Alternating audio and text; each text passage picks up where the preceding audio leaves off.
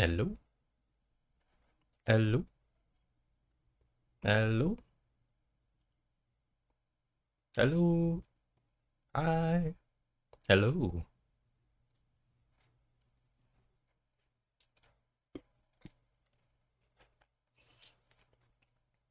OMG. Queen.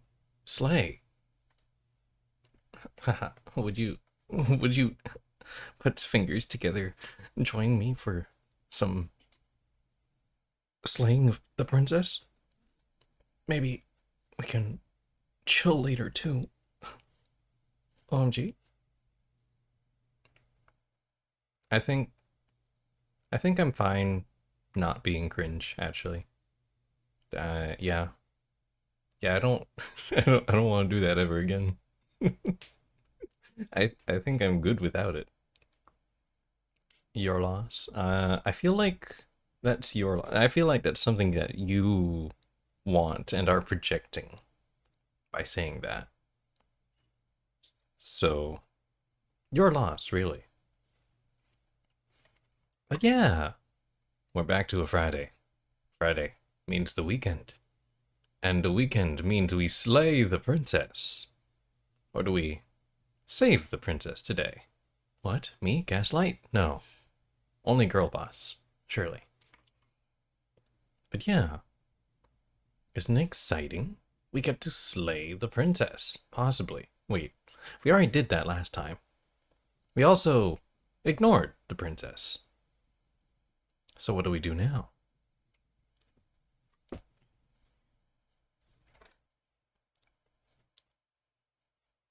But yeah, I think for stream purposes, we become the princess.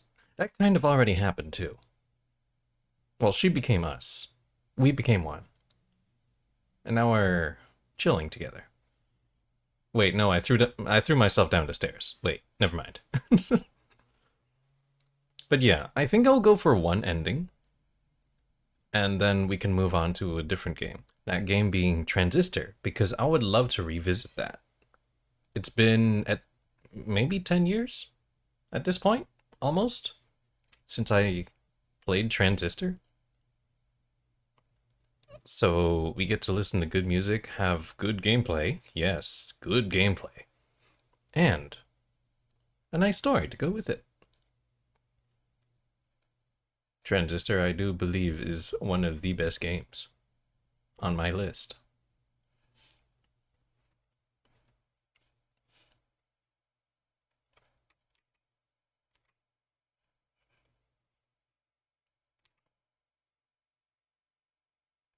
Other than that, I don't think I want to stream Yu-Gi-Oh! All that much anymore. It's kind of toxic, and then I become toxic. My posture isn't too bad, but thank you.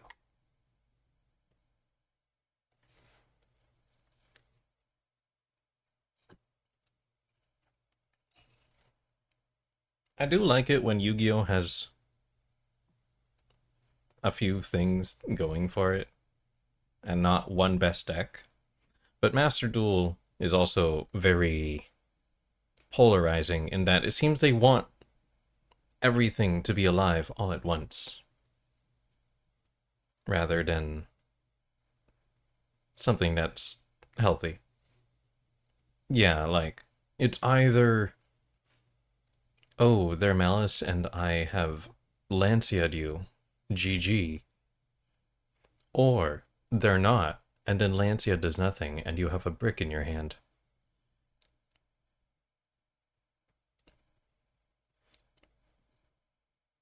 But yeah, in general, I think it's not that great right now.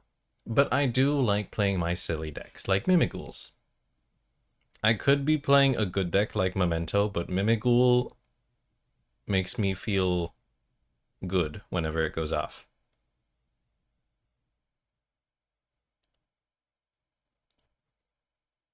No variety and mandatory staples is the sign. Yeah.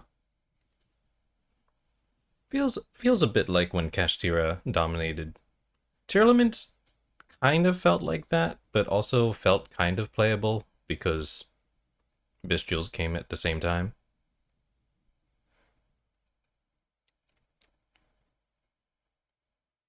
But yeah, it's not so great right now.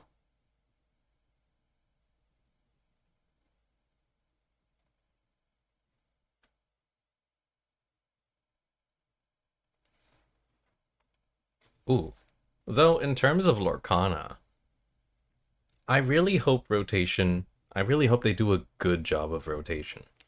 Because, in a similar vein, I I hear it's similar to Magic in that there are certain cards in Lorcana where it's clearly in 90% of the good decks will either require two cards to remove one unit. Coggers. Wait, what? It will require two cards to remove one unit, or a more expensive card to remove it. Oh, rotation. Yes. Recogging. But yeah, I don't know how to feel about those kinds of cards because one I'm thinking of, actually two I'm thinking of. One comes out on turn 2, and you have to deal 5 damage to it to remove it at one time. And there's no way you're doing that on turn 2. Or a turn 4 play that is evasive, basically flying, or elusive, or whatever you want to call it. A quest for 2, which is 1/10 of the win condition. And it draws you a card when you play him. So that is a staple in the deck of anything purple. But on the good news side of the ranty bit, last week I placed a 9th in the tournament of maybe 24 people,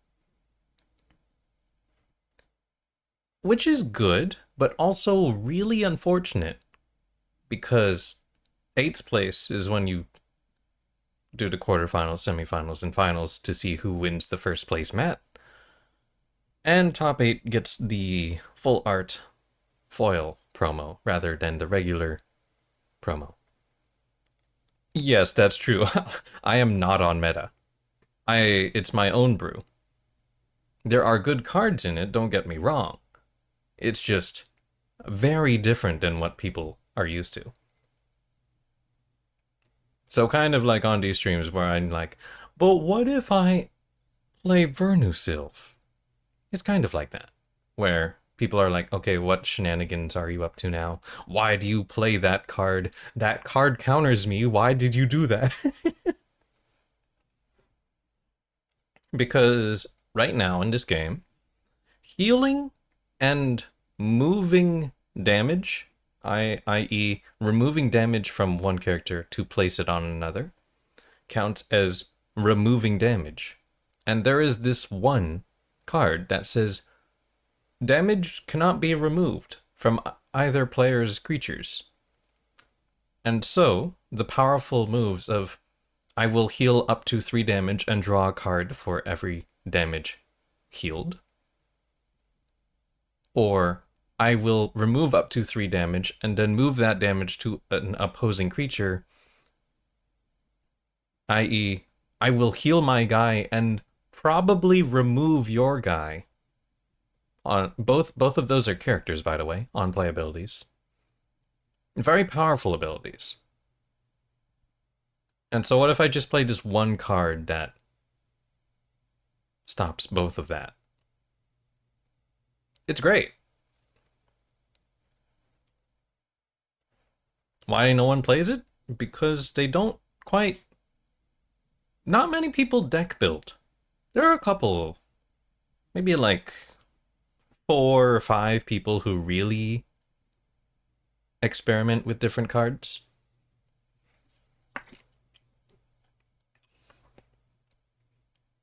I'm the one that's crazy. Net decking is easier. Yeah, net decking is easier, requires less time to have a developed deck that you know works. And not many people want to devote all their time to the game, even though we're kind of doing that. People are passionate about the game. For someone who plays on the weekend, yeah. Yeah, there are definitely casuals, but I do see a lot of the core audience of competitive Lorcana in the community. And they do experiment with some cards, but those cards are just tech options that people have deemed, yeah, this has potential, rather than something crazy like the one that prevents removal of damage, Vision Slab, that I play. NPCing. A little bit. But like I said, deck building is not for everyone. They may not have the mind for it. I feel like that's the only way I can think of it. They don't have the creativity for that kind of thing when they're still trying to figure out how to play their deck, if that makes sense. Because there are some people who just joined a couple months ago. True, and it's also enjoyable for some, not all. Exactly. Like, if you experiment a lot, you will lose a lot. I say that because I did that many times. Like, I played the colors emerald and steel, green and gray. And 99% of the time, that is the discard deck. They play a card. They play. At least I'm not thinking that to myself. I'm just being pointed at and being called loser. Okay. But yeah, 99% of the time, they play a creature with ward on 3, which is like hexproof, but there's no getting around it at all in this game. You will never be able to target that with an action. And then that's their discard draw engine. So basically, turn 3, they play a card that says whenever your opponent discards a card, you draw a card. And everyone agrees that they hate that card. At least around the area. But in the greater Toronto area, or the GTA, apparently there are so many people who just play Emerald Steel discard. And that sounds like a terrible time. Hate is a strong word, and so is love. We'll go with, he is a strong annoyance. Prince John, the discard engine, is a strong annoyance.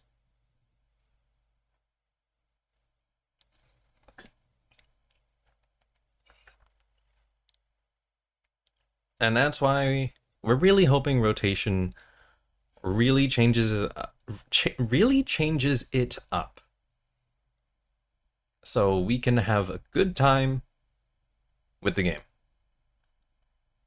And it seems like going forward, rotation would be, okay, we have 8 sets, now we're getting rid of the oldest 4.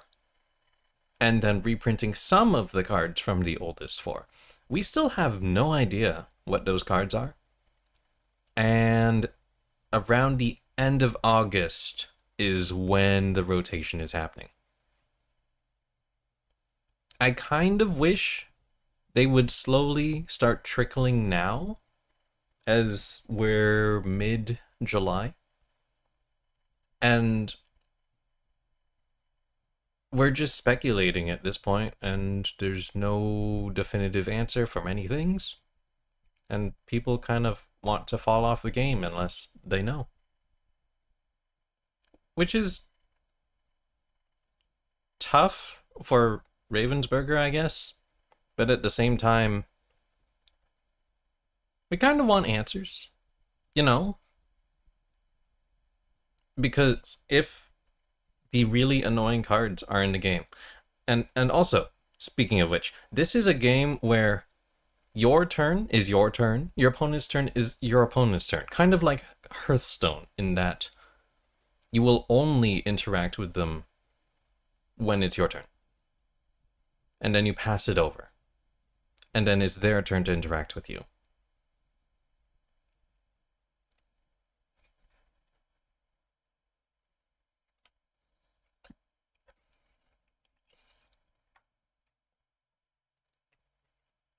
That was Digimon until I feel like you didn't finish your sentence. Don't take it for granted. No, don't get me wrong. I really like how it is that way.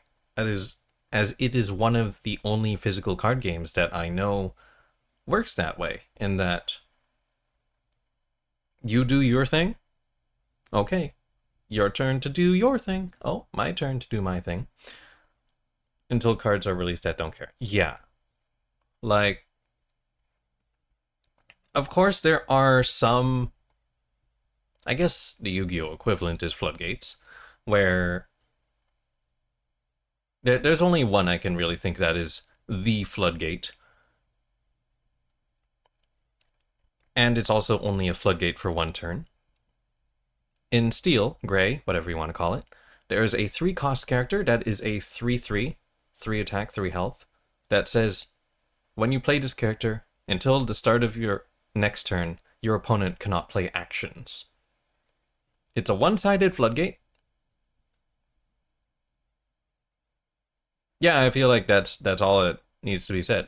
It's inkable, meaning you can turn it into a land or whatever if you don't need it for the matchup, or you can just play him. Banned. I know, he's really good.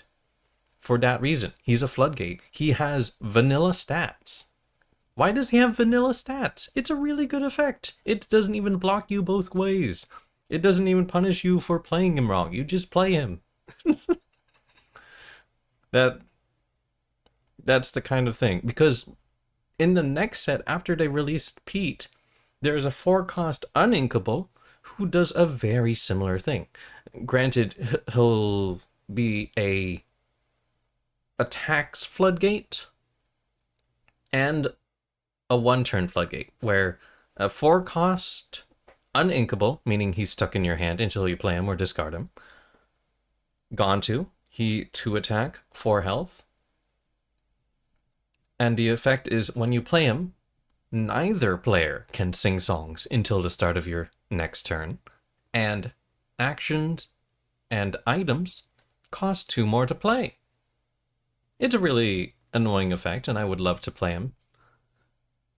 But Pete is just better. Granted, you can have both, but Pete is just better. Do you want me to add some 7 TVs? I see you. You're just you're just kind of saying words. Like, Gontu is a lot more. We can have Jamji. Pete. Oh, we already have Jamji.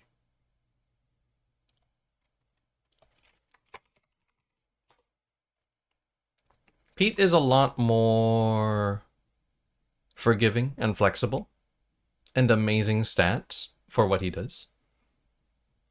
Gontu has 2 attack, which is relevant because there is a red action called Brawl that has 3 cost and says choose a character with 2 attack or less and they are banished. Banish them. Banish being killing. Not like Yu-Gi-Oh! Banish. There's only 1 graveyard. But yeah. Granted, the Gontu would make it so that would be their entire turn. Because that would become a 5-cost action. That would become a 5-cost action. And then that would be their entire turn. Because they can't sing songs after you play them, and actions and items cost 2 more. So he is a good card. Just he has clear weaknesses, as they should be, and he doesn't do much other than disrupt. So he'll just stay upright and not give you any lore, not do anything really. He'll just sit there and be annoying until they can remove him. Which is fine. Yeah, he is perfectly fine. Like 3 attack is the magic number, pretty much. That is the I can remove most things. Gantu has 4 health, which means it'll take a little more to kill him, but I won't turn him sideways myself.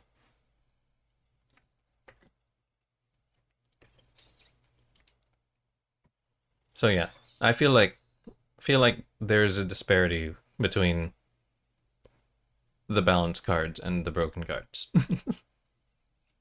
Which always happens. Whether it's intentional or not, no idea. But I'm hopeful for the game. That's why I'm talking about it. I may sound like I am doom posting, but I feel like it's the people who are most critical of the game that are ones who care about it more. Because when you say what the clear problems are, it kind of brings attention to it.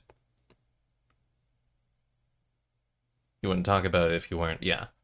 Indifference is a lot harsher in some senses, if that makes sense. Indifference is the opposite of love. I've heard that somewhere, and I feel like that is more true. Otherwise, you just go, grrr, I'm Medj. Yeah. Like, being able to identify the problem cards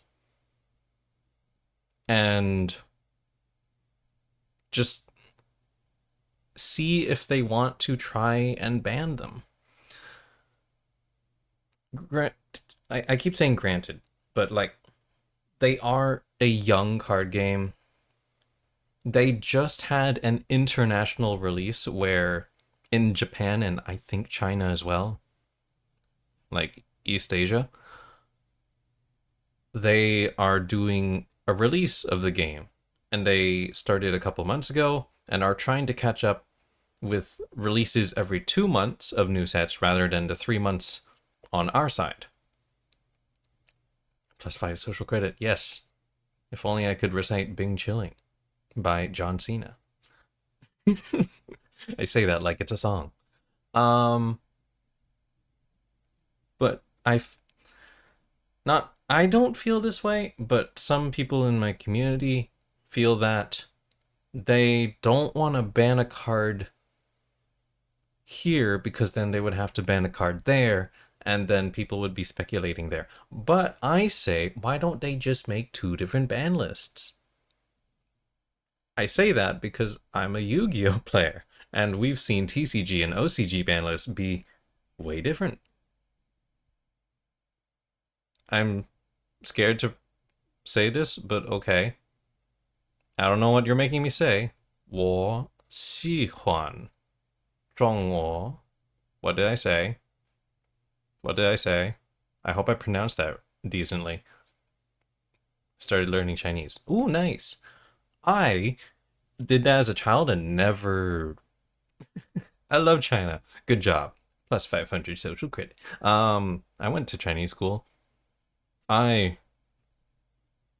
did not learn a thing from Chinese school. It was either the way they were teaching it or because I had absolutely no interest as a child to learn Chinese.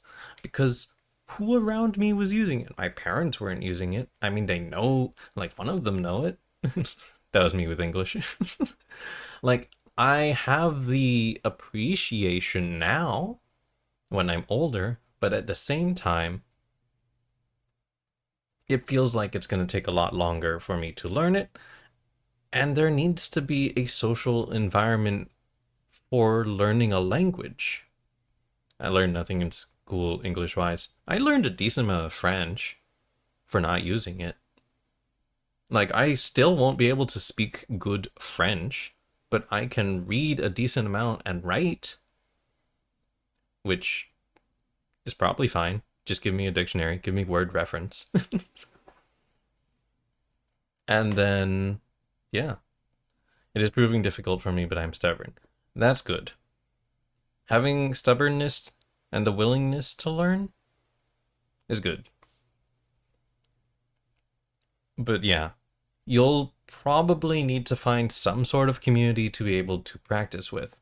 Either some sort of online resource that can pair you up with a, I don't know how to describe this other than pen pal maybe, or yeah, eventually, yeah, once you get to a comfortable level where you think I need to start speaking it or else I'm not going to learn anything.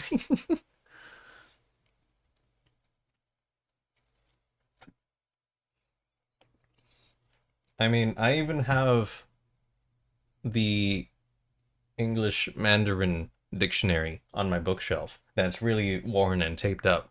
And I love the smell of it.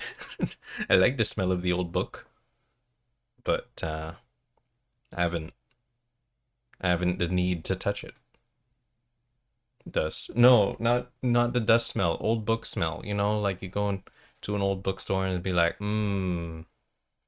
book, you know? You ever smell your hands and be like, yeah, that smells okay, or ew, I need to wash my hands. Like, don't. It's not weird. It's just smell check. It's it's fine. Like smell check. Haha. Do I stink? No, I do, but I won't admit. Aha, caught.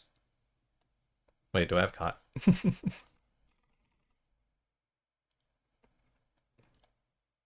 I do. I'm hip with the kids. I know my emotes. But yeah, I'm happy that someone is learning languages. Like another language I would love to learn. ASL, American Sign Languages. Language.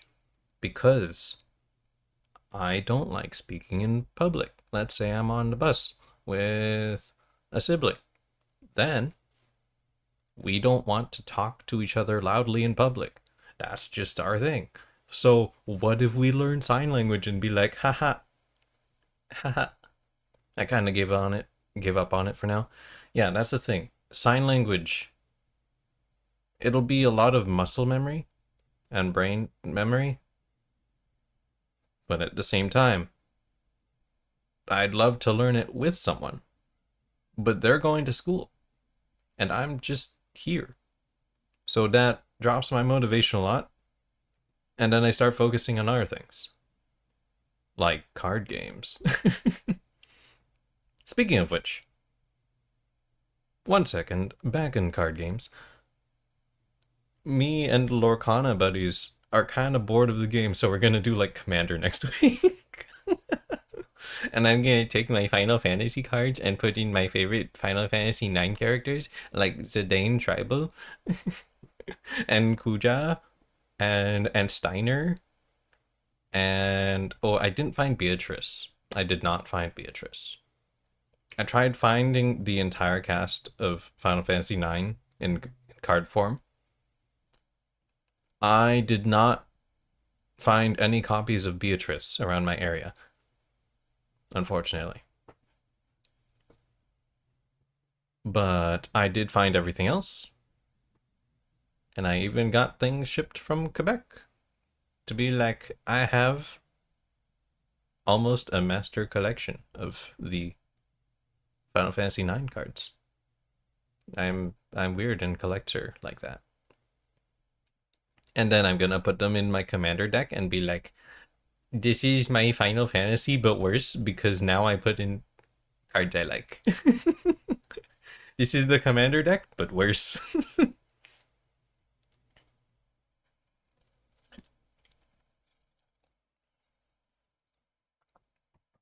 But yeah, stick to collecting. Yeah, probably. But I don't really like magic cards, so that's probably not gonna happen. Like, the only thing that I did in terms of Magic the Gathering was get a 5-colored pre-con to try it out. It's expensive to play, yeah. I only got pre-cons. I got the pre-con of 5-color Commander Man. I don't know what that is. I forget the name. And then I got Doctor Who pre-cons and gave 2 of them away to the 2 siblings of mine. And then I kept the evil Doctor Who villain pre-con for myself. And then I can turn people into Cybermen and be like, "Oh, that thing of yours died," and turn into a Cyberman.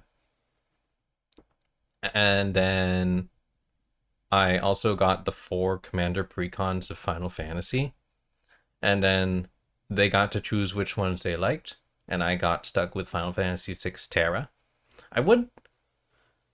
I don't know how much they're going for now, but I would like to get the Final Fantasy 14 precon. But I got it for about 169 Canadian before tax. And I think it went up to at least 200. I have no idea. And of course, they're not going to be in my local area anyway. Because I heard from a coworker that the prices of those things are going crazy. The Final Fantasy thing is in general. Haha. Hasbro is making bank, and unfortunately for Magic players, that probably means they're gonna do that again. That that probably means, uh-oh, haha, expensive set of different brand is now in the game and standard legal. Haha, buy my stuff. Haha, which is unfortunate for them because it brings a lot of scalpers and collectors. Well, it's not bad for collectors to join the game. It's just scalpers because they realize, ooh, if I buy this, I can sell it for way more because people want it. Yu-Gi-Oh is the only mainstream TCG that is not plagued by collectors. That's pretty true, actually. Like, people will just remember the old anime and be like, Blue Eyes White Dragon, look, God, a Dark Magician. Oh, Exodia. Did you get the Exodia hand? You know, it it gives people nostalgia and epic anime vibes, but that's about it. It'll be fun for a second. Like that one time, I think Master Duel got popular by a bunch of streamers and was like, "Oh, Yu-Gi-Oh is still a thing?" And that's how people think about Yu-Gi-Oh. Like Magic, people know in the back of their minds, "Oh, right, yeah, people I hear about Magic all the time from this one friend or whatever." Pokemon, you know, it's always around. People are collecting it, especially during COVID. That kaboomed, that exploded. And then the Bandai games, people will just know if they're in a card community. So Bandai is more, um, what you call it, niche. Yeah.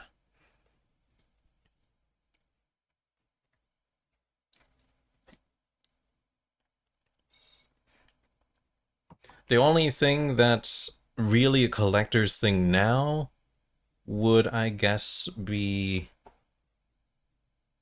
VTuber cards because there's that VTuber card thing, and then there's the separate Hololive card thing. And then I guess if you're in the anime sphere, Weiss Schwartz is also a thing that people may or may not have heard of just because they see, oh, my anime is on the cards. Any Iron Mouse fans in chat? I don't watch Iron Mouse, but I do watch Zentreya. Just because she funny. She da funny. Okay. So I feel like we should probably get to the game. I don't think I have any big news to say. I'll try my best to stream every Friday, by the way. I'll try my best. I'll be on midnights starting next week, but I'll try my best. Because it's very relaxing. Other than that, I'm going to try the Lorcana tournament tomorrow and see how that goes. Hopefully top 8. Really hopefully first place. And one of the good card gamers in my community was like, I believe in you. And I'm like, yay, yippee, thank you. Because I'm glad that I'm being recognized as a good player. Whenever people are like, oh, I don't want to face him. Oh, no, it's you. I appreciate the streams even if not scheduled. Yeah, like Wednesday I was sick, so I didn't go to work. I really thought about streaming, but if I'm not going to work and then I'm streaming, and if someone found out, it'd be awkward. So don't push yourself to follow. Yeah, don't follow me. Turn on notifications. Unfollow me. Use that search bar. Yeah. Like no one at work knows I stream. There's one person I gave my Discord to just because we just have similar interests kind of. And I don't there are some coworkers that are just coworker figures that there's someone with the name coworkers. There's some coworkers that you're just friendly like, oh hey coworker, and then there's some that you just talk about not work stuff. I'm very much I'm at work, I'm gonna talk about work until like the end of the day or beginning of the day. I'm a work. Whack whack whack whack whack. Yeah. What was I talking about? Streaming. Yeah, I'll try every week. We'll see how that goes. When I'm on afternoons, I might do them in the morning. A lot more if I'm on afternoons. It might be more during the week just because I have absolutely nothing to do except chores. Because I can't hang out with my friends in the evening if I'm on afternoons because I'm working then. I don't even do small talks. Yeah, small talk isn't really a thing I like to do. It's just like, how's it going? I'm Fred. That weather's been pretty good lately. Oh yeah, it's so hot. Wow, you get your car fixed? That's good. The AC should work now. ASMR, you're an awkward small talk at work. Yeah.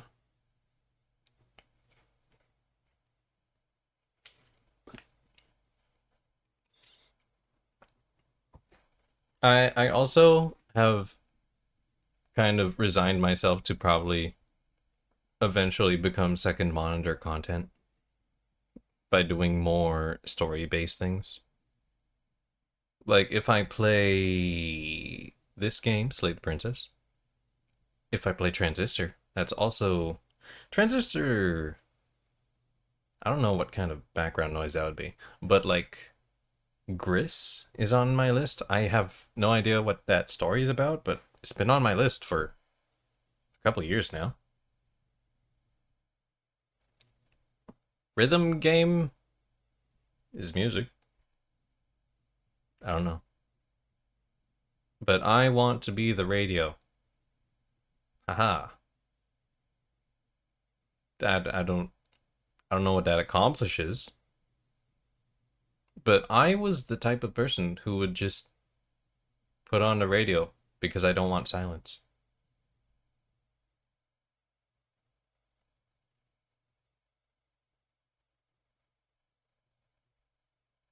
Okay. I just wanted an awkward silence after that to be ironic. I think it's finally time to play the game.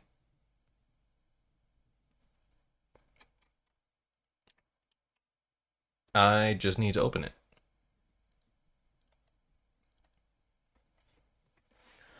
I still have no idea where I want to put the chat, though. Put the bag back on. Is this a good view? Do I look good? Oh yeah, and one thing I forgot about VTube Studio is that I can have the, what do you call it? I can have the effect. Wait. Leo. How was the stream? How was the Donkey Kong? How you doing? Hopefully you're doing well. I am just opening Slay the Princess now. It was good. Good to hear. Yeah. If you don't know, if you don't know me, I am but a flower. I used to play Yu-Gi-Oh! Like you. But I think I'll go on to other games now, because Yu-Gi-Oh! Is a bit stale. A bit boring. And I can't really play my silly things on ladder. I would love to Mimigul. So we play other games. And right now, we're going into Slay the Princess. Pristine cut. A nice story, visual novel, that is about listening to a narrator and slaying the princess. But yeah, nice to hear you've had a good time. I'm just trying to remember how to use VTube Studio and add a visual effect. Not that one. To have ambient lighting on myself because I have not streamed in forever. But yeah. I hope you get some nice rest. Enjoy the stream and, you know, get some nice food, water, whatever you need to replenish yourself. I was gonna say refresh, but that's not quite the thing I want. That's not quite the right word. So yeah, sit back, relax, and let me try and figure out what the thing is.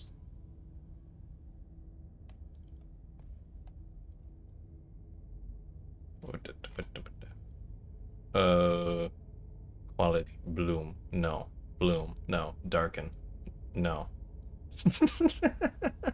Happy Friday, Friday! We get the weekend.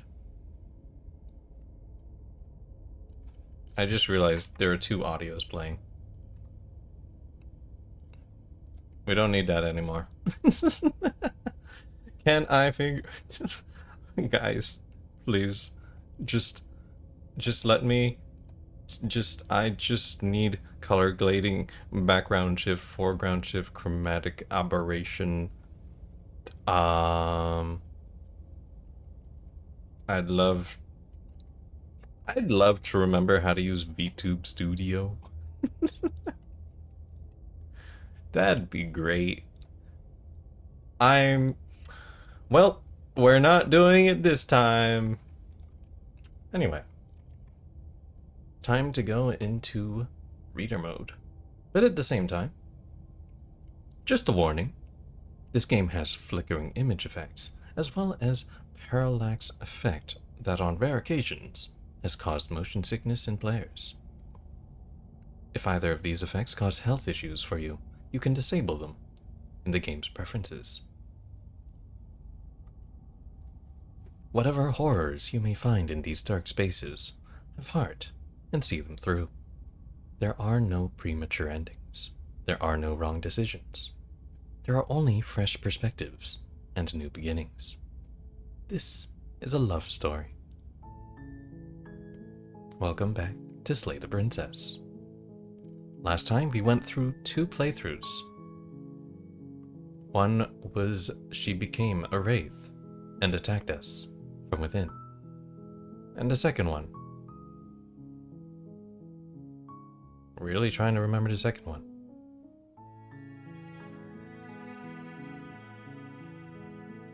What was it called? I don't remember. Anyway, let's continue this game before this screen jump scares me. You're on a path in the woods, and at the end of that path is a cabin. And in the basement of that cabin is a princess. You're here to slay her. If you don't, it will be the end of the world.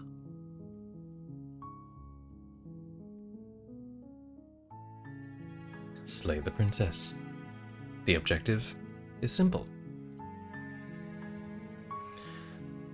Let's just read through these again because I don't remember many things. The end of the world, what are you talking about? Have you considered that maybe the only reason she's going to end the world is because she's locked up? Chat left, yes. You get the bottom left corner now. Killing a princess seems kind of bad though, doesn't it? Can't someone else do this? Forget it? I'm not doing this. Have you considered that maybe I'm okay with the world ending? Do I get some sort of reward for doing this? Oh, okay, thanks for telling me what to do. Sweet, I've always wanted to off a monarch. Viva la révolution. Or silently continue to the cabin. Oh yes, last time. Oh wait, this was related to the Wraith, but we just kind of silently went up to the cabin, went up to her, stabbed her, and had our happy ending. Have you considered that maybe the only reason she's going to end the world is because she's locked up? While I appreciate the mental exercise, we are running up against a bit of a ticking clock. I don't feel that rushed. Nevertheless, let me assure you, the princess is locked up because she is dangerous. She is not dangerous because she's locked up. I think she's dangerous, now that she's locked up. And before you decide to waste even more of our time by asking how I know that, let me suggest a more pragmatic lens through which to view this situation. I was locked up once. They locked me in a room. A rubber room. Rubber room with locks. And a Loch Ness monster. Aha. Causality doesn't matter here, because the end result is the same no matter what led us up to this point. If the princess leaves the cabin, the world will end, and there is no changing that. What if she's my world? Then my world would end before the world begins. It's no use arguing semantics over a metaphorical chicken or egg, because the egg is hatched and it's about to ruin everything. That sounds like a metaphor for something, but I'm not smart enough to figure it out. Unless, of course, you do your job and slay her. Slay. Okay. Oh, okay. Thanks for telling me what to do. Don't mention it. It's all part of the job. He seems a little arrogant. You make your way up the short path to the cabin. You'll find the princess within. A warning before you go any further. She will lie, she will cheat, and she will do everything in her power to stop you from slaying her. Don't believe a word she says. But, like I said, I think she's my world. How can I do anything terrible to her? We're not going to go through with this, right? She's a princess. We're supposed to save princesses, not slay them. You know, I didn't notice how the voice of the hero only pops up now, once we're starting to get to the base, the cabin, in the woods. Ignore him. He doesn't know what he's talking about. I wonder why that is. Proceed into the cabin. Slightly creepy animation. The interior of the cabin is almost entirely bare. The air is stale and musty, and the floor and walls are painted in a fine layer of dust. The only furniture of note is a plain wooden table. Perched on that table is a pristine blade. So the last two options, we walked away from the cabin as one of them. And the other one was we took the blade, we stabbed her without saying a word, and she died. And we won. So this time, I say we don't take the blade and see what options are available. The blade is your implement. You'll need it if you want to do this right. Enter the basement. The door to the basement creaks open, revealing a staircase faintly illuminated by an unseen light in the room below. This is an oppressive place. The air feels heavy and damp, a hint of rot filtering from the ancient wood. If the princess really lives here, slaying her is probably doing her a favor. That's very presumptuous of you, narrator, if that is your real name. Also, I silently laughed to beat her in rock, paper, scissors. Just like, okay, you beat me in rock, paper, scissors, I set you free. I beat you, I kill you. I kill you. Her voice softly carries up the stairs. Hello? Is someone there? Now last time, when I brought the dagger down with me, she had a very confident voice, a very stern and confident voice, ready to deal with me if I came at her. But she didn't deal with me at all. She kind of just died. Now she sounds like a stereotypical princess. It's hypnotizing. It's the kind of voice you only have to hear once to remember it for the rest of your life. I wouldn't go that far, but I feel like the hero may just have feelings for her now. Love at first hear? That is a really weird phrase. Love at first sight, but sight is the voice, and the voice you're hearing is your ears, and I'll stop now. Don't let it fool you. It's all part of the manipulation. You're playing a dangerous game by coming here unarmed.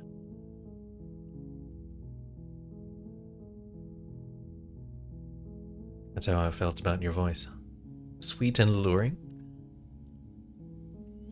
Hi. The options are: hi. Just checking in on you. I'm here to save you. Or, I'm here to save you. That's a lie. Hey, I think I'm here to slay you. Or just continue down the stairs. Hey Ali, how you doing? We're slaying the princess today. And probably for the next while, until I get an ending. So you can sit back, relax, and listen to some decision making and stories. Let's just go with a friendly hi. Don't be a stranger. It's been so long since I've had any visitors. Please, come downstairs. She's so inviting and alluring, like a siren.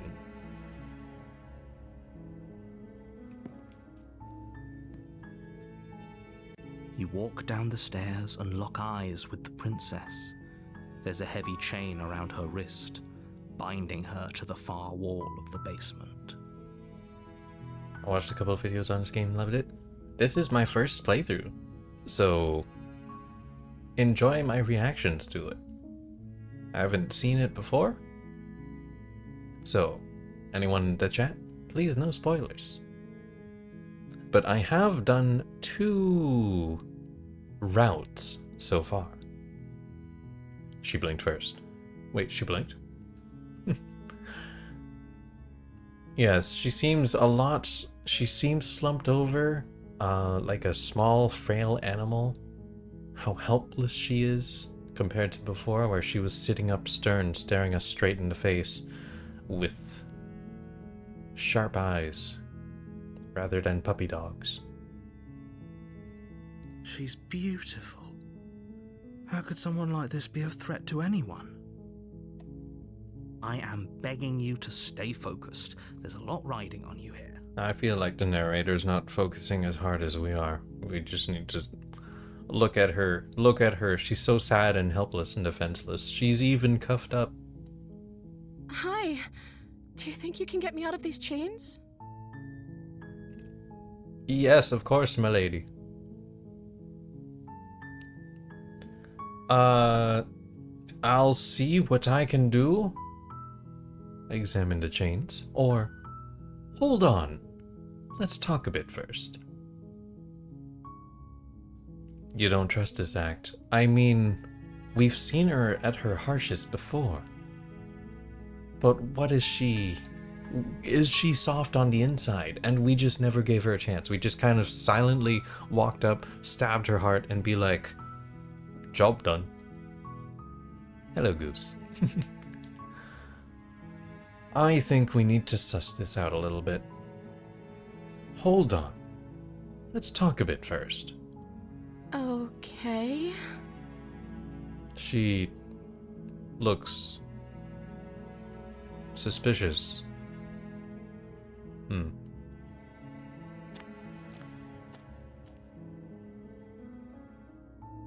Okay. A lot of options for the interrogation. We have, what's your name? What's your number? Glad I came. I forget what the rest of the lyrics are. You get the special sniffer command. I don't know anything about you. For all I know, you're locked up down here for a reason. If I'm the first person you've seen in a while, what have you been eating or drinking? These are all really good questions. I was sent here to slay you. You're apparently supposed to end the world. What are you going to do if I let you out of here? I'm going to keep you locked away down here, at least for a little bit. We can get to know each other better while I decide what to do. Keeps her locked away. I'm sorry, but I just can't trust you. This doesn't add up, and it isn't worth the risk to take your word over the potential fate of the world. Retrieve the blade. Oh, I guess I would have to go back and get it. Go back upstairs to retrieve the blade without saying another word. I say we fight her. Hand-to-hand combat. That would be interesting. I can't believe they've been keeping you down here like this. I'm going to get you out of here. Examine the chains. Or, okay, I'm going to get you out of here. Don't make me regret this. Examine the chains. Yeah, she's obviously chained for a reason. Or is that what the narrator wants us to think, and she's actually an innocent princess, though? I think we should start with the basics. What's your name? Oh. What do you mean, oh? She pauses, carefully formulating her words before she responds. You can address me as Your Royal Highness. Or you can just call me Princess if Your Royal Highness is too formal. That's not exactly a name. That's more of a title. And I can't believe she commits tax fraud. I know, but she's so innocent. She could never commit tax fraud. You guys, you're adding conflicting thoughts to my mind. Is Princess her name or her title? What if it's both? Could you imagine being named Princess Princess? That would be very awkward and to explain to everyone. So, is Princess your name? Hello, princess. She seems to be avoiding my gaze and the question. Like I said, you can call me Princess if you'd like. She sounds panicked. Why? Why? Why would she sound panicked? This is just a name. Give me a name. Just give me a name. I'm sorry, I've been down here so long, I guess I've just forgotten. I must have a name, though. Everyone has a name. Yeah. Everyone should have a name. Unless they're a poor princess who was abandoned in the tower, and now that she's older, they moved her to another tower and locked her up. So tragic. Okay, that's weird.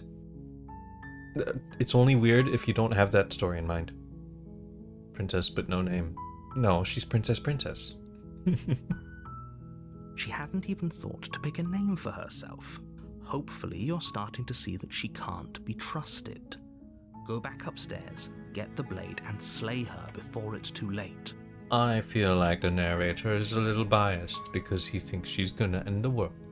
I think she has a tragic story where she inherits no name and is labeled a monster from birth.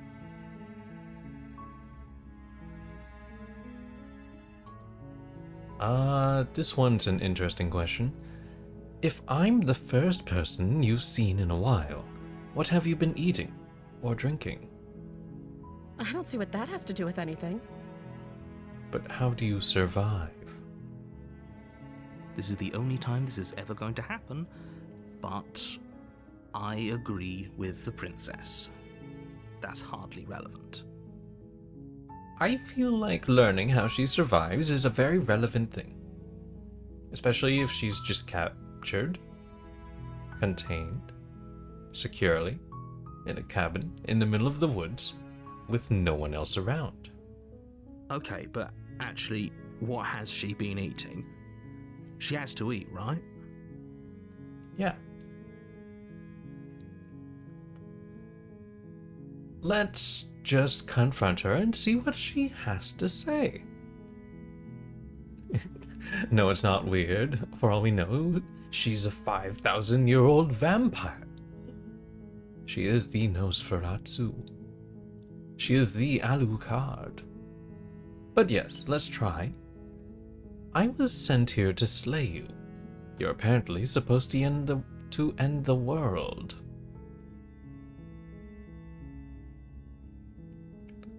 Oh.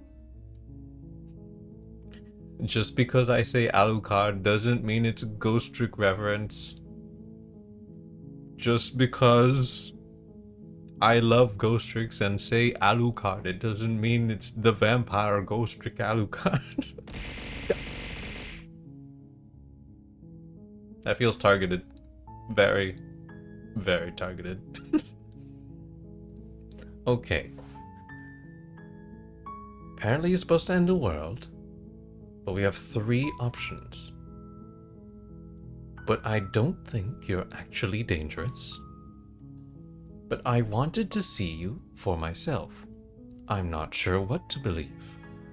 Or, I'm starting to think it's true. There's something about you that doesn't feel right. That last part feels true. She's not answering questions. They should be fairly simple questions of how to get to know her, what she likes to eat, what's her name, what's her number, where would you like to meet, what is your mother's maiden name, what is the name of the first pet you've had, the name of your elementary school. Ask if she's allergic to anything. Yes, it's perfect for our first date, but we can't go on the date until she starts answering these questions. Why are we still talking? Would you ask a new question or disarmament? Well, the thing is, we've already stabbed her without talking. So let's try talking and then maybe stabbing her. We'll see what she says. Though we don't have a knife. I'm starting to think it's true There's something about you that doesn't feel right. Would everything feel right about you if you were locked away in a hole by yourself for as long as you can remember? True. She could be crazy. Just how long has she been down here? So, did they tell you why I'm supposed to be so dangerous?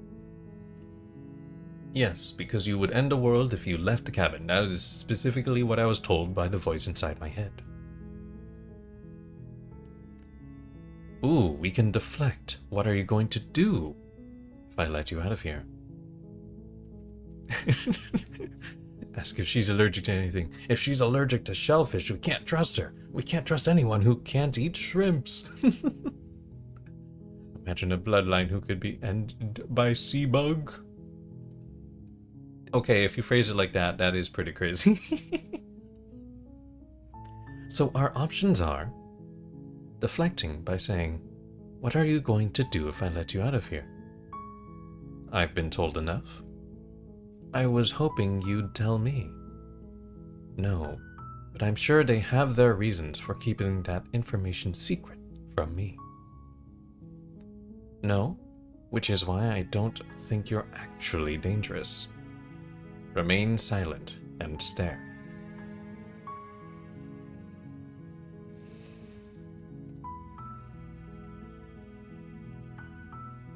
I was hoping you'd tell me. That's what I'm going to go with. I don't know how to destroy the world, if that's what you're getting at. Interesting. I didn't have to say. And she answered. I believe her. I believe her. She is the one. She doesn't have to know how to destroy the world to be capable of doing it. Okay, can we go out though? Because if we go out, maybe she doesn't want to destroy the world.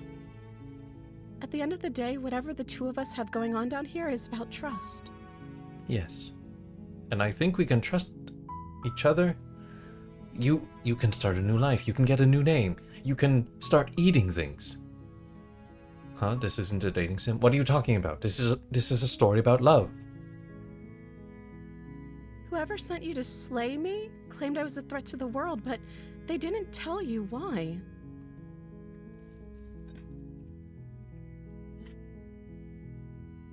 I mean, let's be honest, a lot of issues could be fixed with a little bit of controlled violence. I mean, we could put a shock collar on her and be like, "You love me?" That sounds messed up, never mind. I don't trust that. And I don't think you do either, or you wouldn't have come down here to talk. Hold on here. I'm not projecting, you are. Anyway, yes, the reason we came down here without a knife is so we could talk and see how we are doing. That went way too BDSM than I was ready for. I don't know what you're talking about. She has a point. We're talking like this for a reason. We're talking like this so we can have a conversation and see what we both want. So this shouldn't be about what I'd do if I got out of here, or me saying the right thing to convince you to save me. This is about how messed up this whole situation is. This is my life we're talking about. Are we victim blaming right now? Is that what this is? Do you really think I can even end the world? Why would I even want to? We both know that if there's people we can't trust in this situation, it's whoever locked me down here, and it's whoever sent you here. And those two groups are probably one and the same. Is this all in Resident Evil world and it's Umbrella Corp? Goose, you can admit if you're into this. Also, it is a bit of the trolley problem. One life or the entire world. The only problem is, we haven't seen anyone else inhibit in the world other than us two. So, right now, she is my world. Don't let her turn the tables here. This isn't about trust. This is about risk. We stand to lose everything, all for the sake of one person, and a subjugating monarch, no less.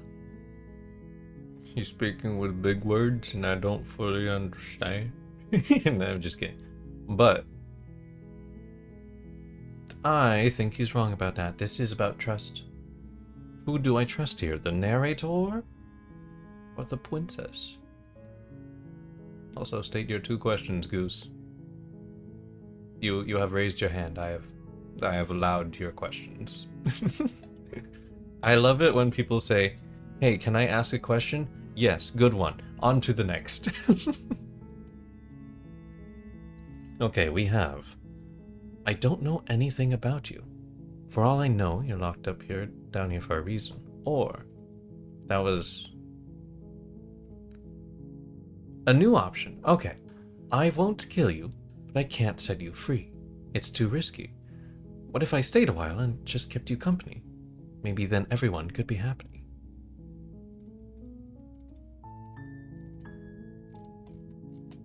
I think I want to go with this option. I feel like that's the route we are taking.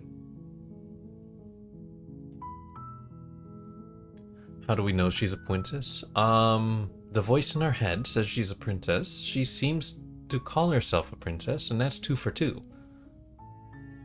Can't buy a tiara. Don't make me buy a pretty pony princess. I feel like that's a reference to something, but I don't know what. I won't kill you, but I can't just set you free. It's too risky. What if I stayed for a while and just kept you company? Maybe then everyone could be happy. That seems like a pretty good compromise. Seems good to me.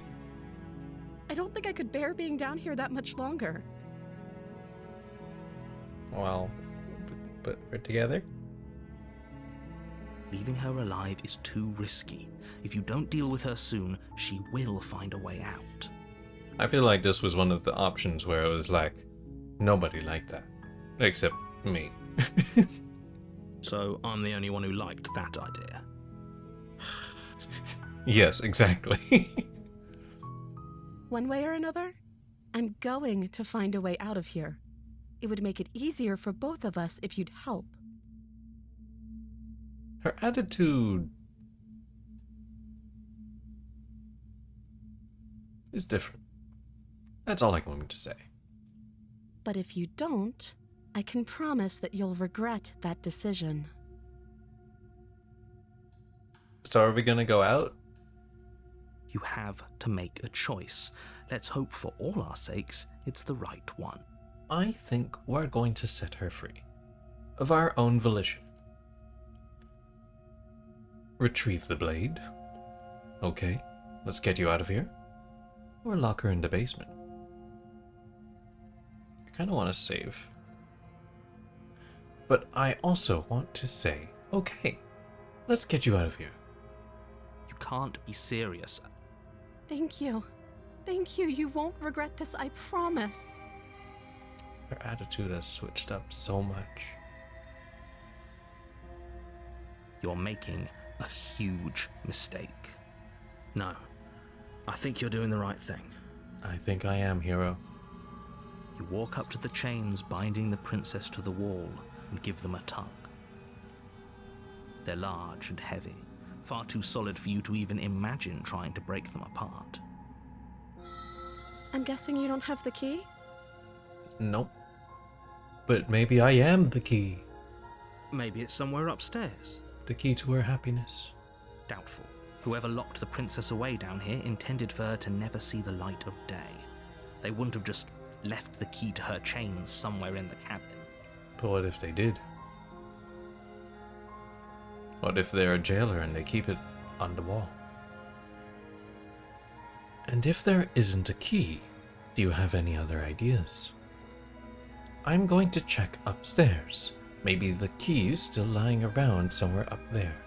And if not, maybe I can at least find something to break you free. Let's go with this one. Okay. I'll be here. Good luck. Okay, she trusts us. We can find something. You attempt to make your way out of the basement, but the door at the top of the stairs slams shut.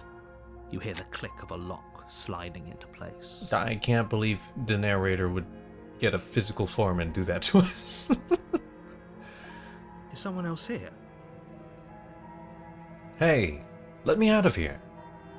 Try the door, or return to the bottom of the stairs. Hey, let me out of here. Your shouts and pleas are met with silence. I'll repeat myself once again. You're here to slay the princess, and you won't leave until the task is done. Try the door. You try the door, but it's locked from the outside. Rude. I guess we'll return to the bottom of the stairs. You make your way to the bottom of the stairs. This would have been so much easier if you'd just taken the blade like you were supposed to. Easier for whom? Easier for everyone. Look at the mess you're in. I mean, I'm trapped with a pretty lady. I don't see the problem. I don't see the mess. I heard the door slam. They locked you down here too, didn't they? There's a slight panic rising in the princess's voice. If I could just get out of these chains, I know we could force our way out of here together. Why is no italicized? Just emphasis or something else? Because why can't I just open the door by myself? Why can't I ram into it? Well, I guess there are stairs, so it'd be very hard to ram into it. But why would two people make a difference? She barely hesitates before raising her arm to her Warning, mouth, her door, teeth tearing through her limb or with the determination disturbing of a scenes. trapped wolf.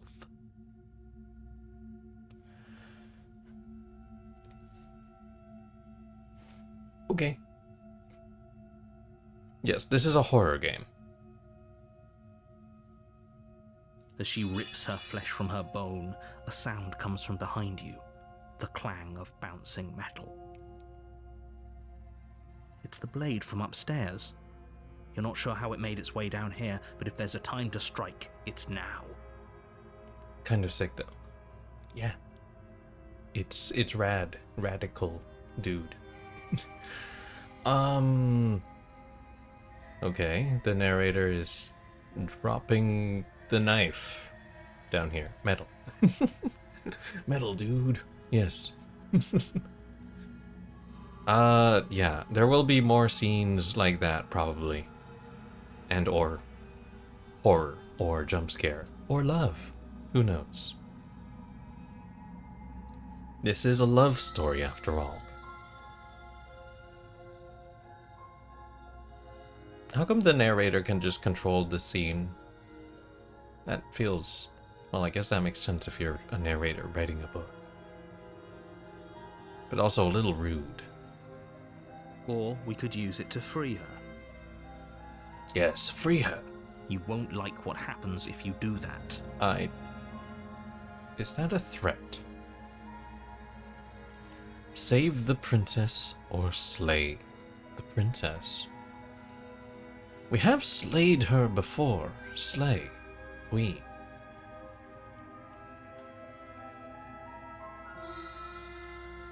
So what if we save her?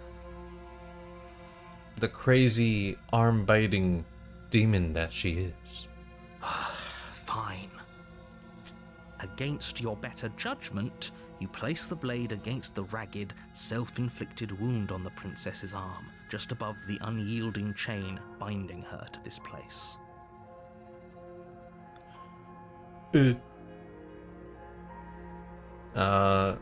Yeah, minimize if you don't want to see You disturbing cut things. into her flesh. Cut. The blade is sharp, and it takes little effort to crack through the bone of her arm. That's a really sharp blade. That's a really sharp blade. If you can just cut bone like that. Her limb falls to the ground, and the heavy chains follow suit. She didn't so much as utter a sound through the whole ordeal. Yeah, that is odd once you point it out. I think that was just kind of in shock and awe while that was happening.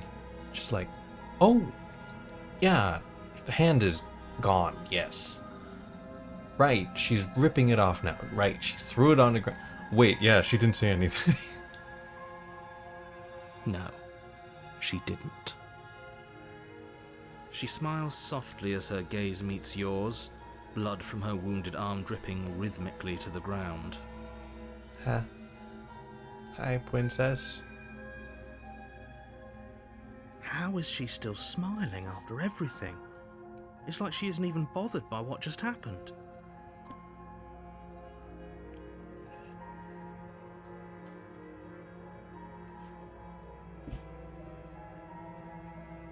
Thank you.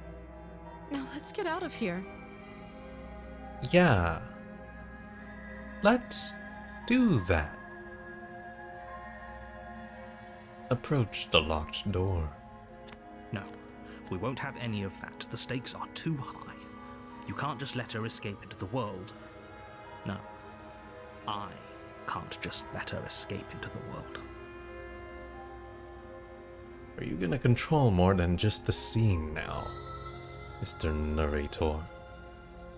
As the princess approaches the bottom stair, your body steps forward and raises the blade. This doesn't bode well. Wait, this isn't fair. You can't just do that. Watch me.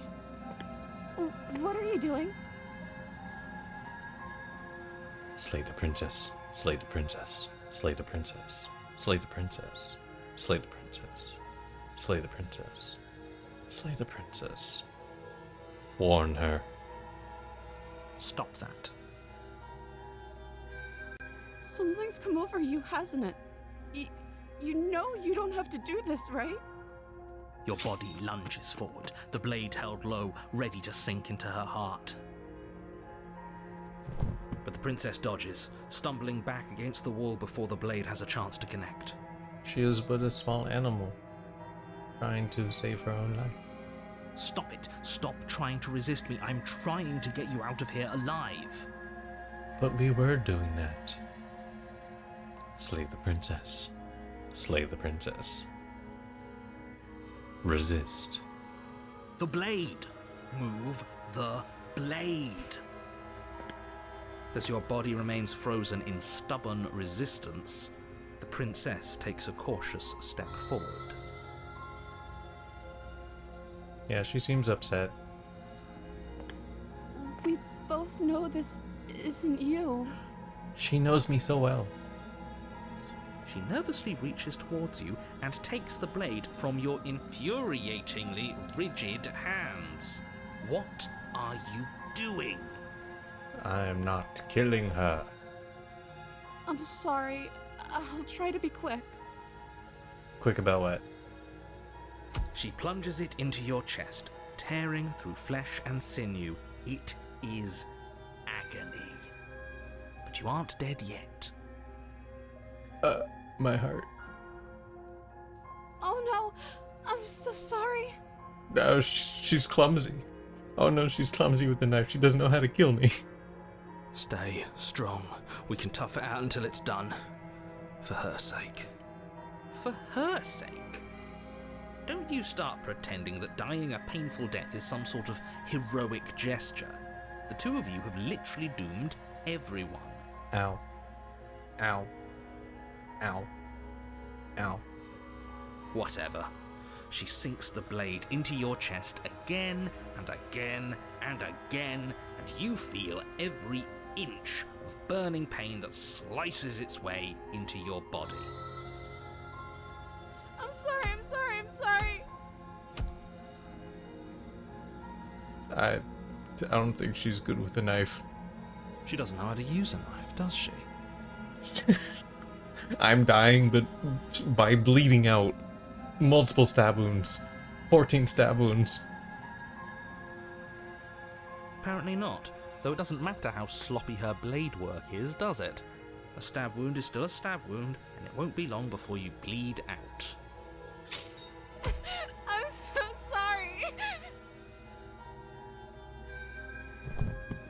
With one last thrust of the knife, your legs give out beneath you.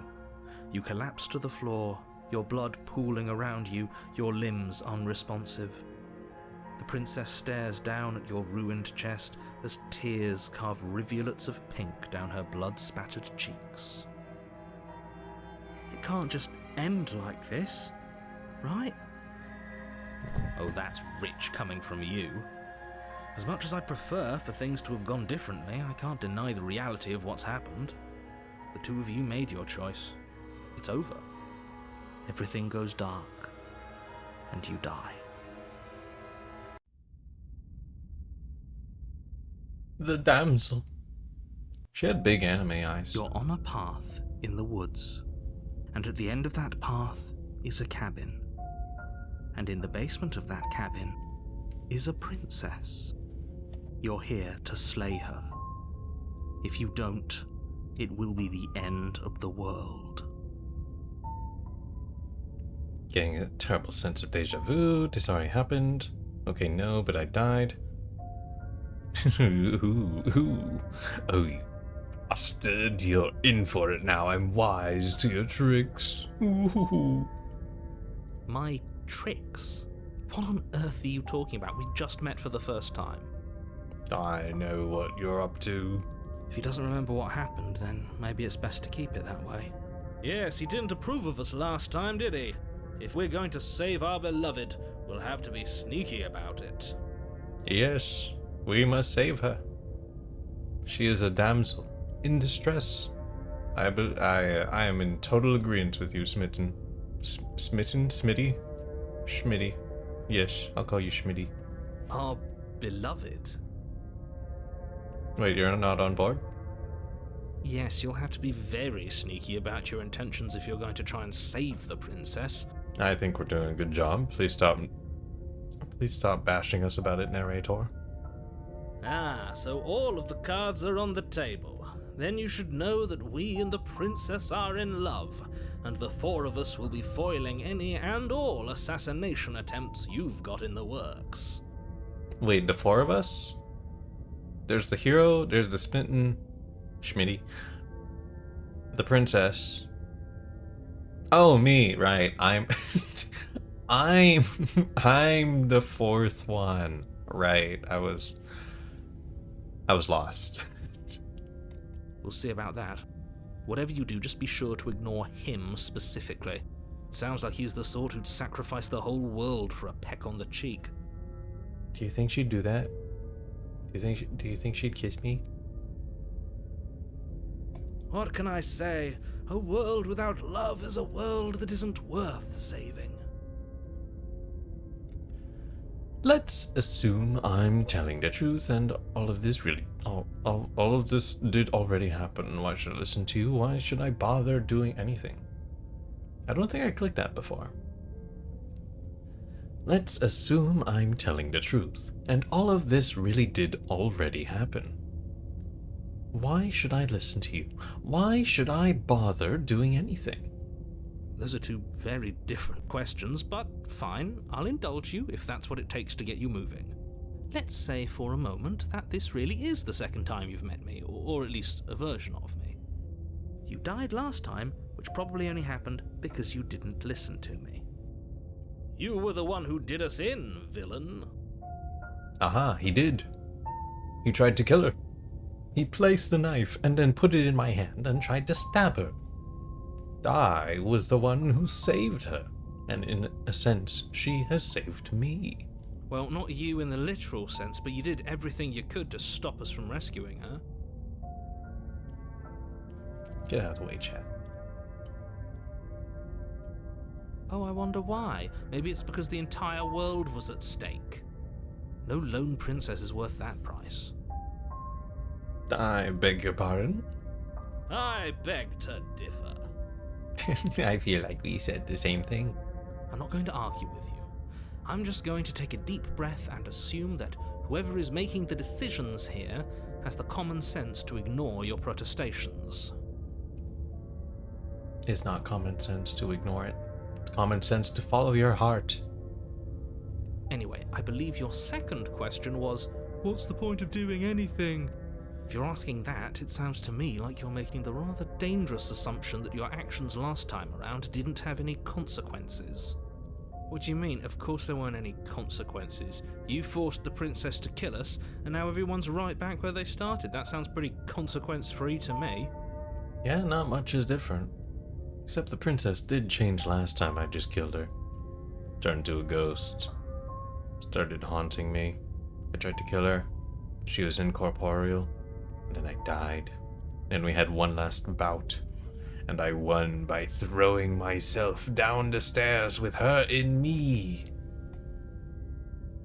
Yes, but in this purely hypothetical scenario, that begs the question of how you got back here.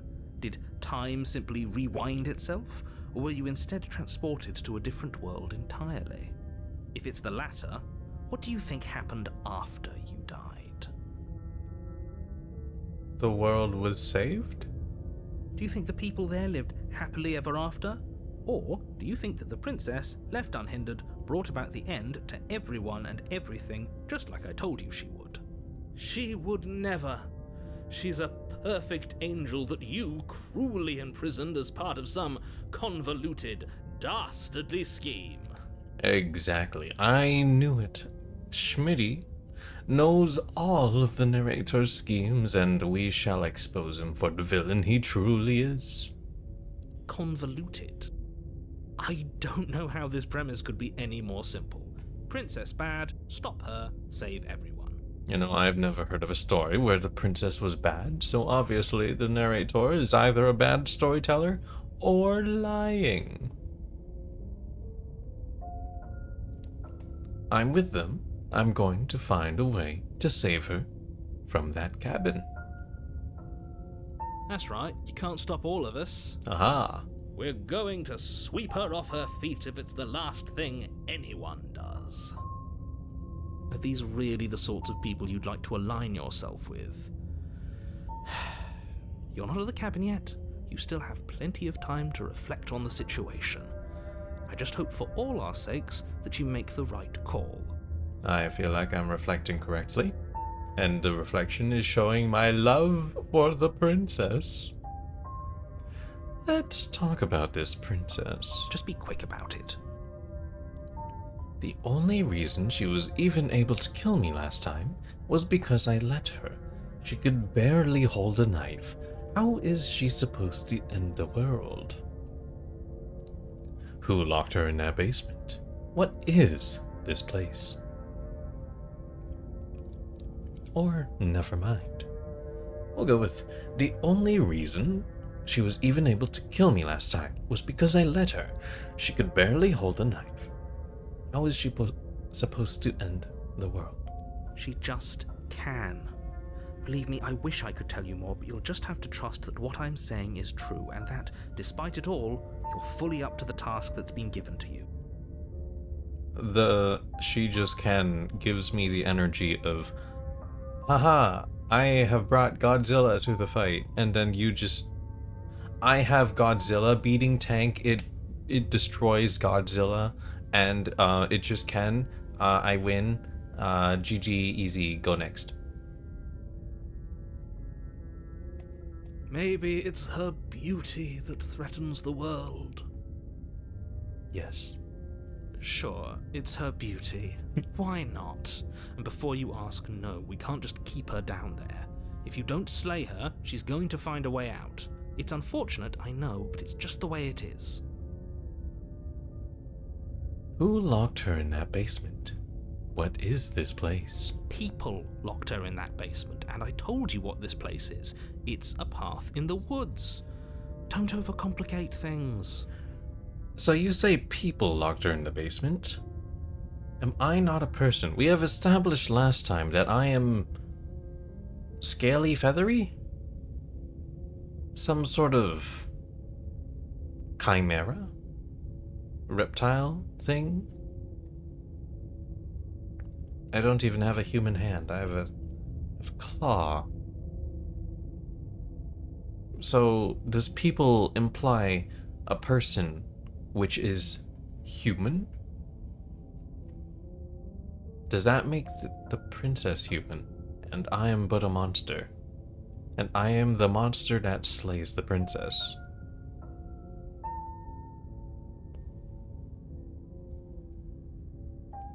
Interesting. If people locked her away, why couldn't they slay her? Why is this falling on me? Or, you're being cagey. What aren't you telling me? I do like that one. You're being cagey. What aren't you telling me?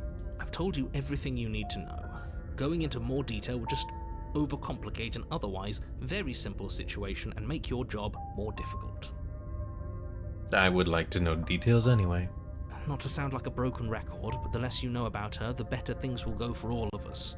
I know it sounds like I'm hiding something, but you're just going to have to take me at my word. And last time it didn't go so well. If people locked her away, why couldn't they slay her? Why is this falling on me? Look, I'm not supposed to say this, but it's because you're special. You're the only person capable of doing this. Call it a prophecy, if that helps, but it's just the way things are. He calls me a person, but I'm clearly not a human. So person in this sense is just a being. Meaning the beings that locked her away did this. Is she even human? Are we all monsters? Or are we in a monster society and she is the only human, therefore she is different and must be locked up? Oh, I didn't know we were special. Special. Of course you're special. Why else would you be here? Okay, now I feel like you're buttering me up. Why would you say, of course you're special? Yeah, that sounds like you just want to get on my good side and want to use me for your princess slaying needs. Calling us special isn't going to make us friends, even if it did feel nice. It felt very nice the first time he said it. That is true. Oh, believe me, the last thing I want is for you and I to be friends. But I'm a professional, and I'm not going to let my dislike for you get in the way of helping you save the world. He doesn't like us? Is it because we're not doing what he wants us to do? It's very one directional. There's more to us than just slaying a princess. That's all. Great. Now, if you don't mind, the whole world is waiting with bated breath for you to save it from ruin. Let's proceed to the cabin. A warning before you go any further. She will lie, she will cheat, and she will do everything in her power to stop you from slaying her. Don't believe a word she says. I don't think we're going there to slay her anyway. We already told you we're not playing along with your little game. It's your lies that can't be trusted. Her beauty is the only thing in the world we can believe in. How do the people nowadays agree with them? How do they say they are in agreement with what they said? Word? No, that's 2000s. Preach? Yes. Preach. King. Yeah, there we go. That's the lingo nowadays. Preach. King. I think we've already been over this. I'm pretty sure he just likes the sound of his own voice. Yes. Preach. King. I do, but I also speak from the heart. My passions are too great to be stifled. They must be expressed. Must be nice to express your emotions. Hi. I'm normal. Sure, yeah, your passions are strong and all, but not everyone needs to hear them. Some things are better kept quiet. Don't pay their bickering any mind. Focus on the task ahead. Proceed into the cabin.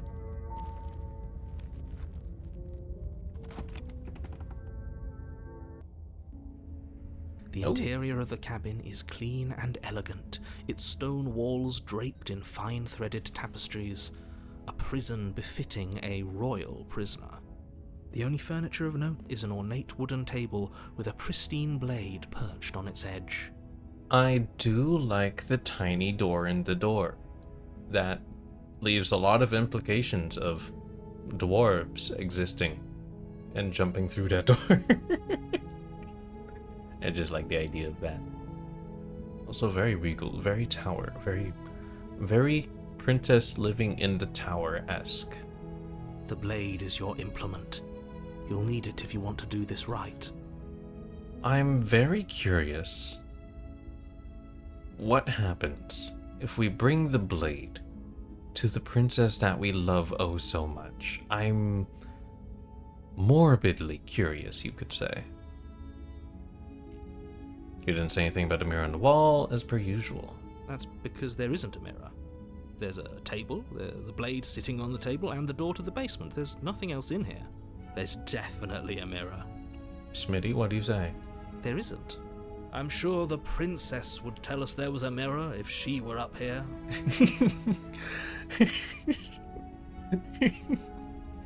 Yes, we would be a toxically positive, in a toxically positive relationship. Yeah. In which case she'd be lying to you because, again, there isn't a mirror. Why would you lie about that? I want to see how handsome I am. Doesn't matter, remain silent. Let's just approach the mirror. You walk up to the wall next to the basement door. It's a wall. There isn't much to see here. This really isn't funny. Wipe it. You reach forward and rub your hand against the cabin wall. I hope you know how ridiculous you look right now. I thought that was like a weird outline of the mirror, but I forgot that there was two banners hanging on the walls.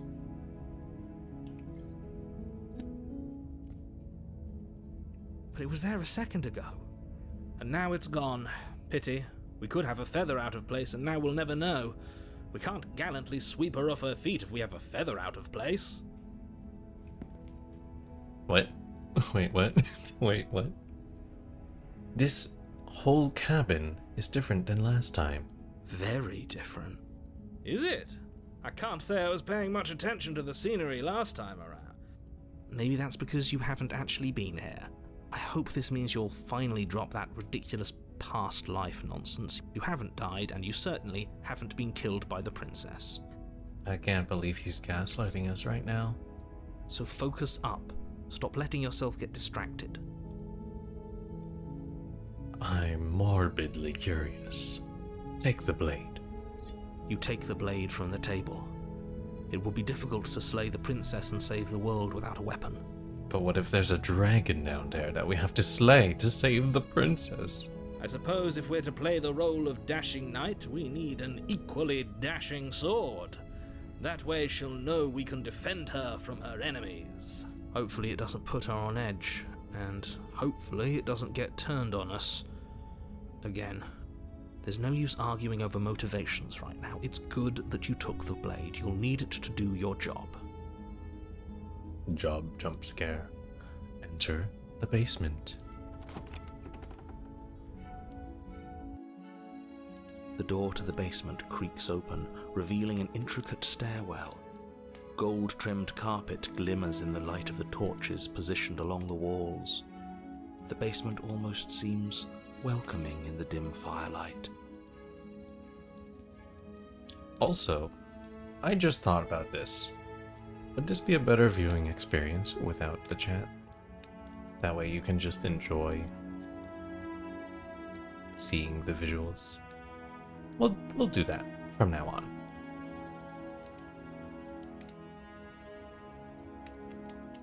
But it's still a stone basement. If the princess lives here, slaying her is probably doing her a favor. Maybe, maybe not. It is very fancy. Like, you could take that carpet and make a nice bedroll out of it, possibly. A soft voice carries up the stairs. Hello? Is someone there? Her timbre sounds different. She sounds higher pitched, more frail? More frail sounding, if frail could be in a voice. Her voice, it's somehow even more beautiful than last time. I can hear wedding bells already. I've held my tongue till now, but you're taking this a little too far. We barely even know the princess. We can still do right by her without all this over-the-top fawning. Yes, for everyone's sake, you're not in love. Just remember that her charms are all part of the manipulation. You walk down the stairs and lock eyes with the princess. There's a heavy chain around her wrist, binding her to the far wall.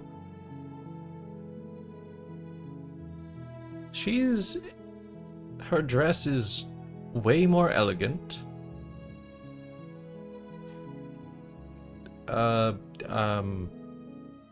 Is her bustier a little more bustier?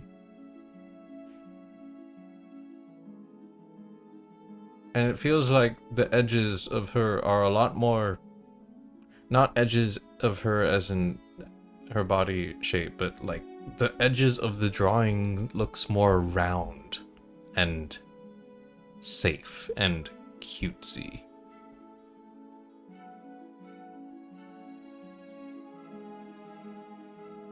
Just an observation. My love, we're here to rescue you from your unjust and foul imprisonment. You know she can't hear you, right? Oh, right, I'm the voice of reason.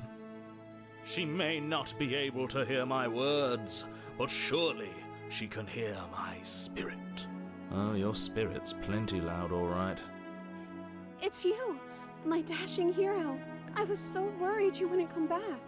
She remembers me. Oh, my heart. Did you hear that? She said we're dashing. Oh yeah, she did. Yes, I am dashing. And she called us a hero. Wait. She's hitting all the right notes in my head. Flattery really goes a long way with the two of you, doesn't it? Maybe he should try it. Waiting for you to come back. I didn't want to believe your ravings back in the woods, but this is next to incontrovertible evidence. You've been here before.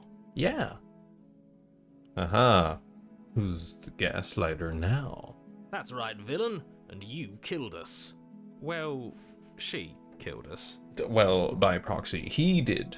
Only because he made us try and kill her. It was self-defense. Our beloved's hands remain unstained by cruelty. Yes. Self-defense. And you've died before. So an entire world has been damned to oblivion. I'd really hoped I'd be the first, but what's done is done. What matters is you have a chance to do it right this time. Narrator, you seem to know a lot more than you let on. Interesting. Now, hold on. If she actually ended a world, are you sure we want to do this? Are you sure we want to rescue her? You killed me last time, and it hurt a lot. Why did you do that? Do I have to cut you out again? I really didn't care for that last time. What happened after I died? I have to ask, did you end the world after you killed me back there? I'm sorry about last time. The narrator who sent me here to kill you took over my body. It was extremely unfair. Rescue the princess, or slay the princess? I think we should go through some dialogue. You know, this route is way longer if you actually have a lot of dialogue to go through, rather than I'm going to avoid the story and I'm just gonna straight up kill her. We're only in the second part when we would have been done one by now, I think. So there's a lot. You killed me last time, and it hurt a lot. Why did you do that? I'm sorry. Didn't you want me to? Did we? I never asked. I was just kind of not in control. We warned her of the cruel forces seizing our body. That's practically telling her to kill us. She is our beloved, and she made the choice to free us of our misery, to show us mercy and make the best decision for everyone. Okay, usually I agree with you, Schmitty, but that sounds a little far-fetched. She made the best decision for her. Don't be so quick to assign kindness. You're just opening yourself up to manipulation. Partially agree with that one. Do I have to cut you out again? I really didn't care for that last time. I'm okay with whatever you come up with. You can cut my arm off again.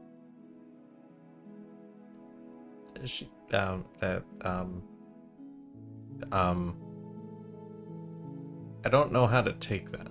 We won't be laying a finger on her perfect wrists, and indeed, we won't even have to. Do you see how dainty her hands are? We'll be able to slip her right out with no harm done. What? No, she's a prisoner here. You can't just slip her hand through the chains. But what if it just works?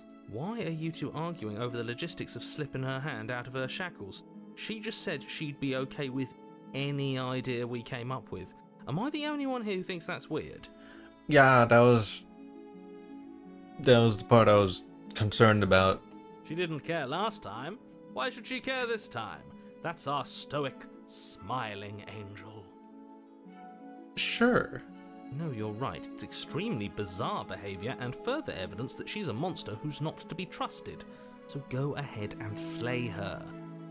If Schmitty just blindly agrees, does that also make him a monster because he's okay with doing anything? What happened after I died? You died, and now we're talking. But like, are there more details to that?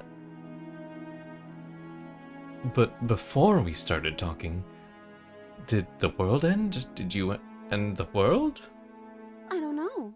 Was I supposed to have ended the world? Would that have made you happy? She seems to only be living for us this time. Isn't that just like our darling princess? She wants to make us happy. My heart melts further with every word that passes through her beautiful lips.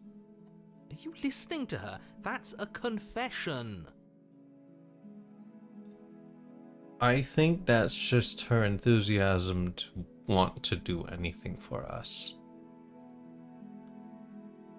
No, I don't want the world to end. I have no feelings one way or the other about the world ending.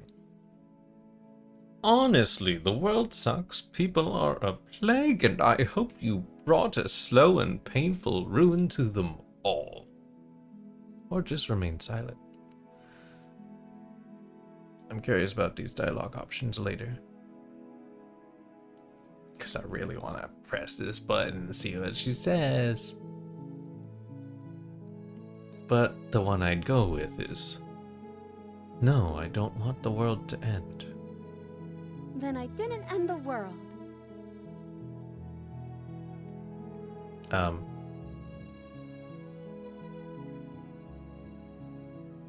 That feels like she would just agree with anything we would have said kind of answer. See? She didn't confess anything. She is innocence itself. I'm not so sure. I'm sorry about what happened last time. The narrator who sent me here to kill you took over my body. It was extremely unfair. If another version of me was pushed to such drastic action, it was for good reason. Rude. Still rude. That's okay. You were just doing your best, and that's all that matters. She took that in stride. To a surprising extent. An almost unsettling extent, actually. Yeah, she just... Is there a word for someone who would just want to agree with you and blindly follow you? That's because she's perfect. Do you think she has someone like him telling her what to do? Does she have a narrator in her head? Is she called the Queen in her head? She doesn't. There's no one else like me. How would you know that? People pleaser or fangirl? Yeah, I feel like fangirl is a more appropriate word for that. Yeah. People pleaser is kind of in the same vein, but not as blindly following. Fangirl, I feel like, can get to that level. Or has more of a reputation of being possibly crazy. I think he's right, because I like it better if she doesn't have some horrid little voice like him, always trying to drive her to violence. I know, the narrator is so violent. As much as I would love to try and slay the princess at this point, I say we keep going. We rescue the princess. See what the narrator has up his sleeve. No, I can't let you do that. If you take another step towards the princess, You'll what? Take over our body and force us to try and kill her? Yeah, tried that last time. Yes. Not on my watch, villain. My passions contain titanic depths, and if you try anything that might harm our dearest, I will end our life without a second thought. You wouldn't. You would. I would. See? I'd listen to him if I were you. He has a lot of strong feelings, and doesn't the world end if we don't stop her?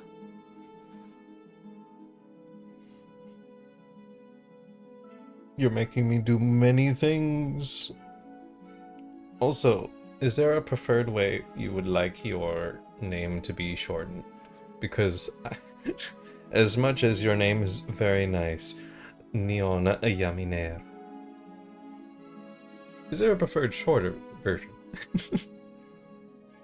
How you doing? It's been a while. I've been very busy. Neo from the Matrix? I don't think I've ever asked you this. Probably because I haven't streamed in a long time. Or became very infrequent with streams. But yeah, I'm just playing Slay the Princess. And here, we shall not slay the princess. We have slain her. We have ignored her. And now we save her. But yeah. Sit back, relax, and enjoy. Say the whole thing like the artist formerly known as Prince. Okay, Oneleaon. Also known as the artist formerly known as Prince. Oh, slight tangent. It reminds me of the time when I don't know if it's in the early 2000s, but there were, I don't know if they were Spanish, but Spanish sounding names, actors with really long names being, I don't know if they were popular at the time, but just saying their full name and it being slightly too long that it becomes comedic at that time. Like, and Antonio Mongoya? It's been too long since I saw The Princess Bride. His name isn't long, but in the same vein as him or Zorro is what I imagine. Water flower redeemed doesn't work. There was water. There was water. I saw the water this time. It's working. I tried it out. I think I've seen that gag in movies. Yeah. There's a book about that? That's very interesting. You didn't see it, but did you see this? Aha. Yeah, this time I turned on the tits, so I'm good stream.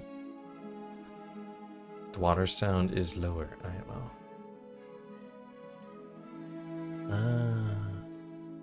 I didn't want it to be too intrusive, but also I have been trying to adjust all of my sound. What?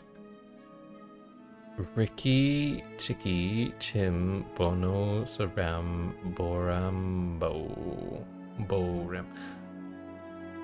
That sounds vaguely familiar for some reason.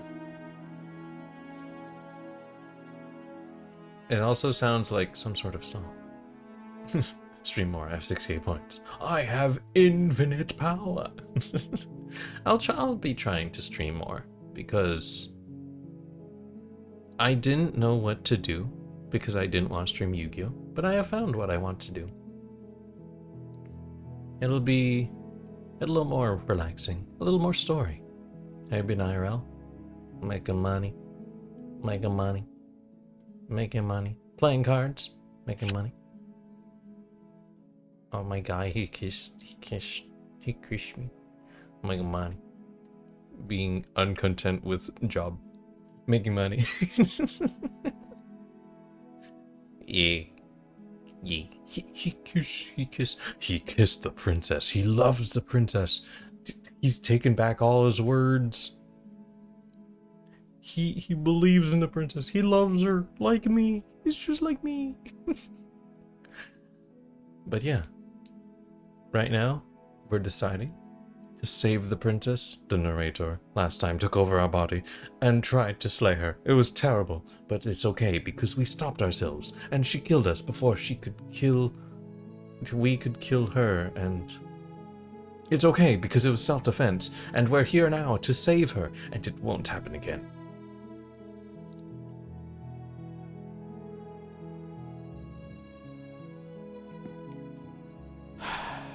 You approach the princess and gingerly slide her hand from her bindings. That shouldn't have worked. I'll be damned. We're doomed. She's very princess-like, she's very regal, and wow, she doesn't have to cut her hand off, which has happened. This game does have disturbing scenes, possibly, and a little bit of horror as well, and love. So viewer discretion is advised. I can't believe it, but I guess I have to. I told you, there's no life more worth living than that of a true believer. I'm free, and you're not trying to kill me this time. Thank you. Thank you so much. The princess jumps up and smothers you in a joyful embrace. Ugh. He hates love stories. What kind of narrator hates love stories? Are you sure you want to do this? Just one slip of the wrist and your pristine blade is buried in her back, and everyone out there is saved. Is that a threat? Yes. You know what we'll do if you try it. You're going to regret this. Can't kill her if we kill ourselves first. Ah. What do we do now?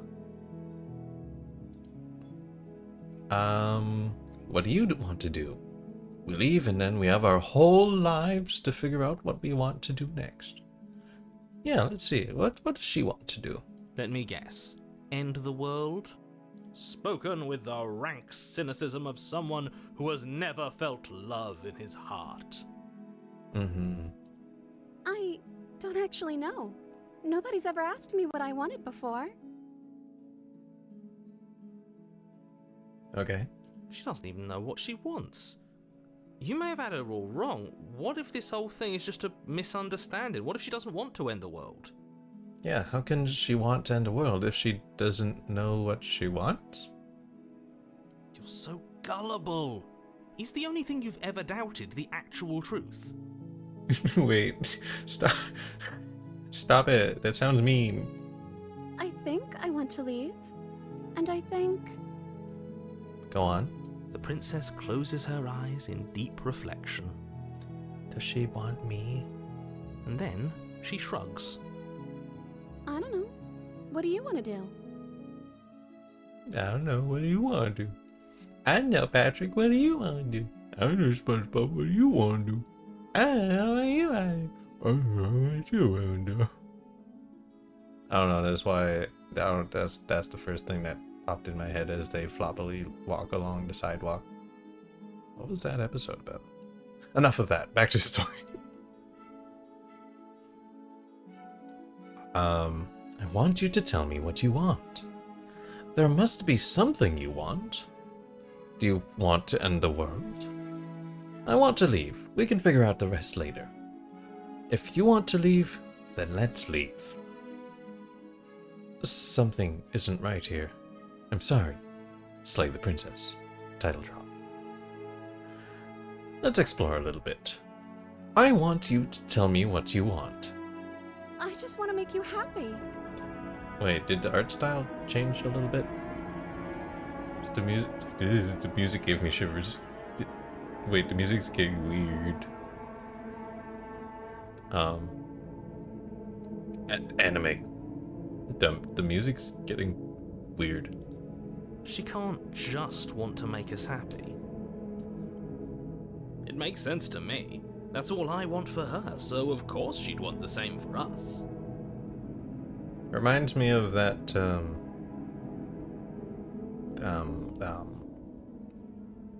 old, sharply pointed, pretty boy anime looking things. Stereotype. From early 2000s. Also, lurkers are always appreciated.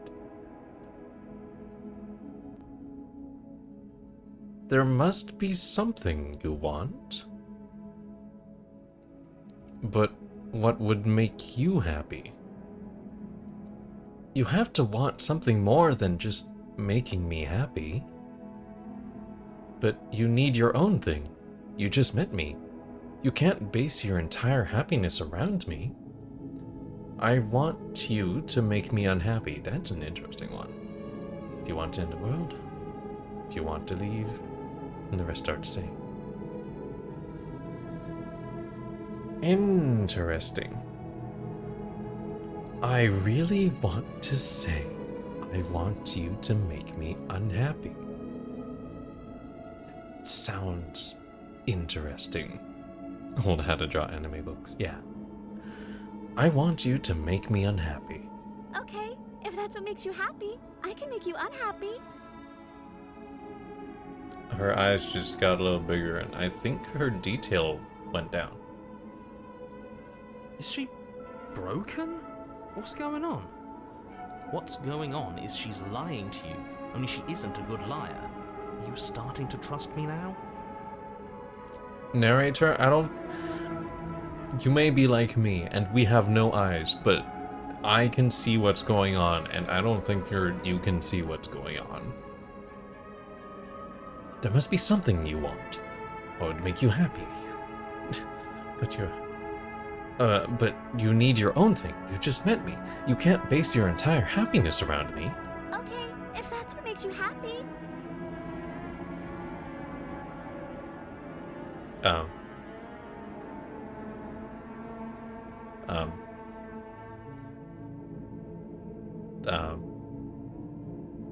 This isn't right. I don't know what's going on, but this isn't right.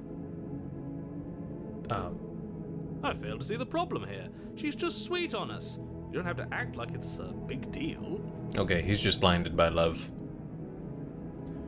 Okay, clearly something is happening here, and I'm very scared. What if we just don't do anything? What if we just stay here? Nobody gets hurt, and we just figure out a way to be happy together.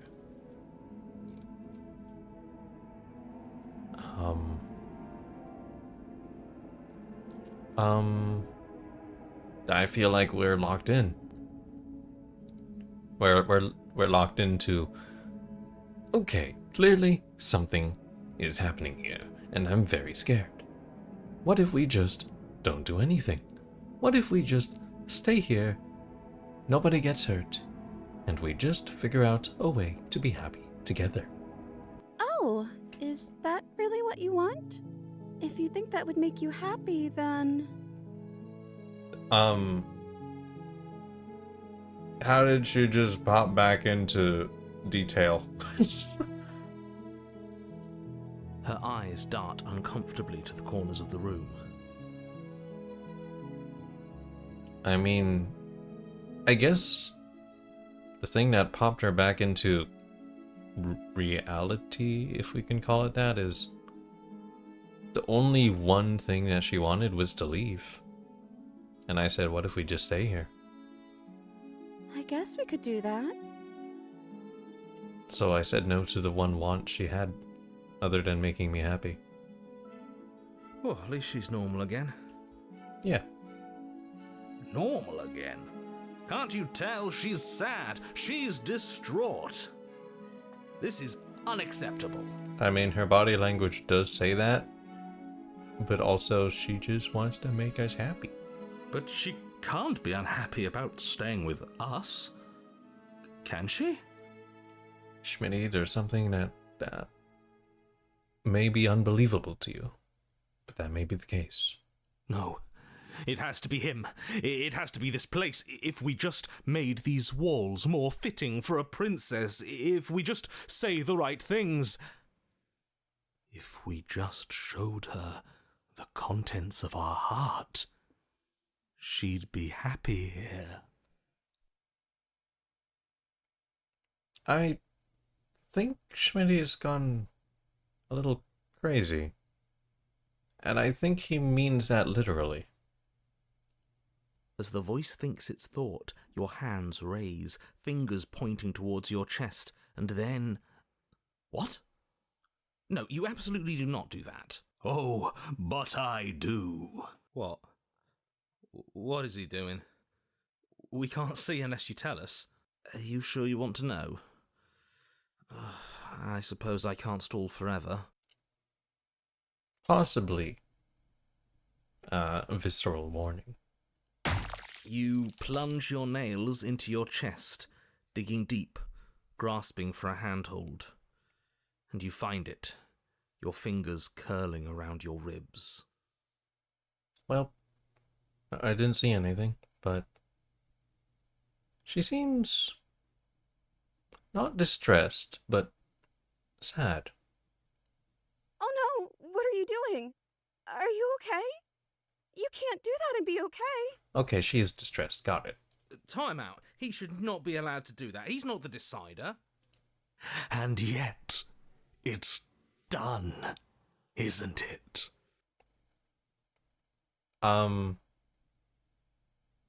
Does that mean Schmitty's gonna be the narrator next time?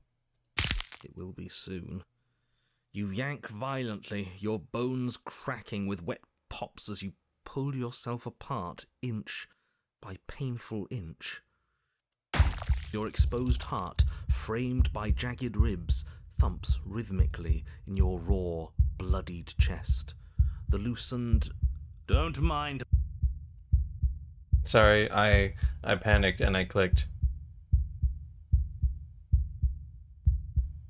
Is there a way to go back on dialogue? I don't know why I hit save. I don't know what happened.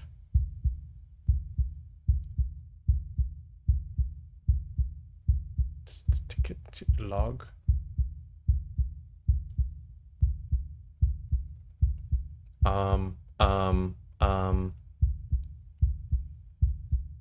So the dialogue that I accidentally skipped says, "Your exposed heart, framed by jagged ribs, thumps rhythmically in your raw, bloody chest.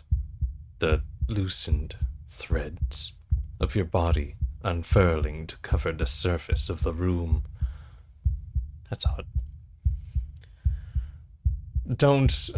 Don't mind my sacrifice. It's a fair price to pay to give her everything she doesn't know she wants. Oh, I see. You're trying to tell me something.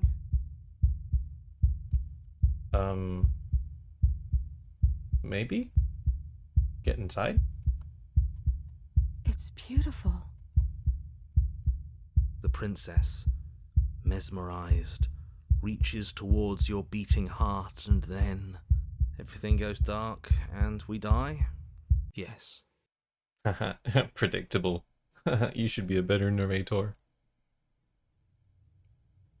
Epilogue happily ever after. You're on a path in the woods. Mate, we're clearly already in the cabin. Yeah. Excuse me? You're clearly... Oh. Huh. So you are. How do you know about the cabin? I didn't get to the cabin part of my opening monologue yet. Dude, we've been here like 2 times already. We've been here before. Well, not here, but I'm sure you know what I'm talking about. You knew about the loop-in last time. Not that he was eager to divulge that. Skeptic. I mean, we were skeptical of why she was acting like that, I guess. Right on cue, here's the new guy. Welcome! I feel like the hero's kind of done with everything. Can't say I'm happy to be here. Okay, yes, I get it. You've been here before. That's terrible. You know that, right? Because the only reason you would have been here before is if you failed in whatever world you'd come from. Meaning you doomed an entire other reality. But I'm sure since you're so well-travelled, you know that, yes? Yes. We know that you keep telling us that, but we've never seen a world end. As far as I'm concerned, that whole conversation is just noise. And I'm stuck on a better question. Where's the other one? Yeah. The smitten went a little crazy. Crazy enough to take control. And if he can take control then, what happens now? Is he already with the princess? Is he in the mind of the princess? The other one? Yeah, a certain lovesick fool has been suspiciously quiet. One might even say, absent. I also just noticed the windows are all the princess holding a heart. Does she still have that heart? Are we heartless right now? Oh, you're right. It's a little quiet here, isn't it? Maybe that's one of the rules. Maybe only one bonus voice is allowed to be here at a time. Bonus voice? I'm just as important as you are. Sorry, you're a side character now. I'm the hero, I'm the main character. I'm not saying it's a bad thing. All I'm saying is that it's my 3rd time here and it's your 1st.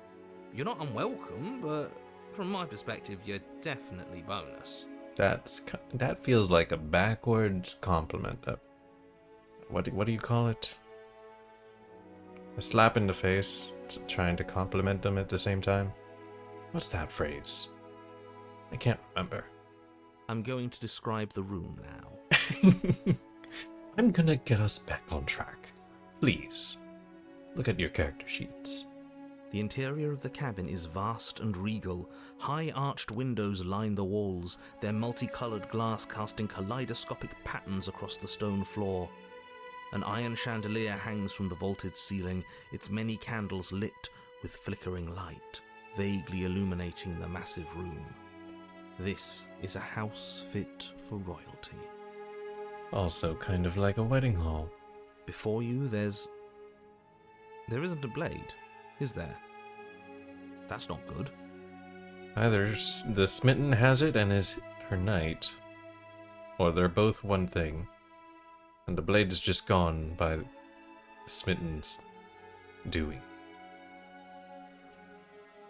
Does it matter if the blade's here? We didn't use it last time. And the time before that she used it to kill us.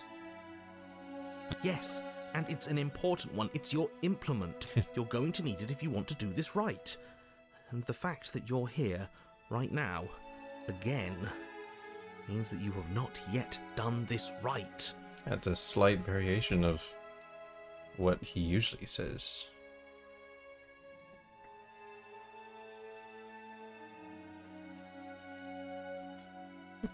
The blade is your implement.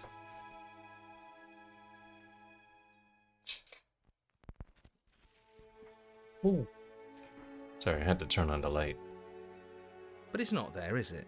We don't even get the choice. So, what are we supposed to do? I don't actually know. I'm sure it'll turn up somewhere. It has to. It's part of the whole structure of this place, I think. At the very least, it's important.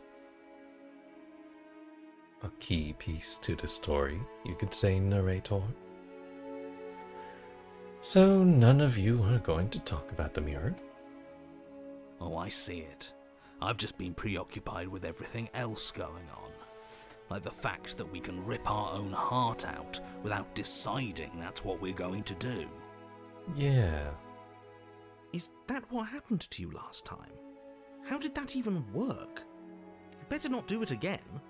Well, we're not the ones that decided that. Lucky for you, the one who did it is the one who's gone.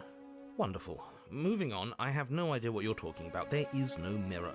There's only the stained glass windows, the empty table where your blade should be, and the door to the basement. If the mirror is covering up the door to the basement perfectly, that is a very large door. You said that last time too, but that hasn't stopped it from showing up again. Or moving. Mirror or no mirror, the door to the basement, your only way forward, is just on the other side of the room. How about you walk over there? The last time the mirror covered the door, or the non-door, the hallway, the wraith was on the other side, and it was very scary that we couldn't see the end of the hallway. Approach the mirror. You cross the room, stopping just in front of the door to the basement. What is this about that supposed mirror? Just reach forward and fumble around a bit. I'm sure you'll find the handle. Well, shall we have a look at ourselves? Maybe it won't go away this time. That'd be nice. Reach forward. You reach forward, your hand instinctively wrapping around the handle. It's a very regal door. Figures. And then you push the door open. Marvellous. We can proceed. It would seem that the stairs to the basement don't lead to a basement at all. Rather, they go up. They're draped in fine carpet too, one that feels pleasantly soft against your feet. Not so much a place for a prisoner, but perhaps an actual castle. If the princess lives here, slaying her would probably... no, it doesn't work here at all. This place is nice. It's fancy, even. I have to say, whatever you did in your previous lives, I deeply dislike how much it's thrown me off my rhythm. Aha, your script doesn't work here, narrator. Well, if all of this has thrown you off your rhythm so much, then maybe we don't have to slay the princess. Yeah, you know, everything's different. Try something new. No, you absolutely do. Just because she lives in a nice house doesn't mean she doesn't pose a direct threat to all of reality. It's in her very nature. Disagree. Am I the only one who remembers how much she changed last time? Does she even have a nature? Yeah, she just wanted to please. That is precisely why she poses a threat. I don't think you understand. I don't know, she got weird for a second, yeah, but she didn't change that. We have to move on. This is a wildly dangerous line of reasoning. No, you can't just say that and not... Her voice, gentle and warm, with an undercurrent of fatigue, rolls down the stairs. Interesting description. Also, it's funny how you keep interrupting the hero. Please keep doing it in the future. You're home. Dinner's ready. Wait, we're already married? As much as I desperately want to know what happened last time, we are not going to examine it. The more we think, the worse this gets. We're married. We've done it, guys. Why are you so on edge? This is much nicer than what we're used to. I'd like to have dinner. Dinner sounds nice. A thought came to my mind, and it is unpleasant. What if the dinner is our heart she took last time? That is the problem. This isn't supposed to be nice, and she's supposed to be a prisoner. I need to stop talking. I need to stop talking. Just go upstairs, okay? And don't eat the food. Proceed up the stairs. This hall, like the one below, is grand and beautiful. Torches bathe the room in warm, comforting light, just enough to illuminate the tapestries along every wall, woven with scenes of chivalry and courtship and romance. The many cloth eyes are fixed on each other, gazes averted from the long table in the centre of the room, the princess seated at its far end. Is the knife gonna be a knife we obtain for the meal? And is that the old smitten as her guardian knight? Your pristine blade glints in the weak torchlight, hanging from a golden chain around the princess's neck.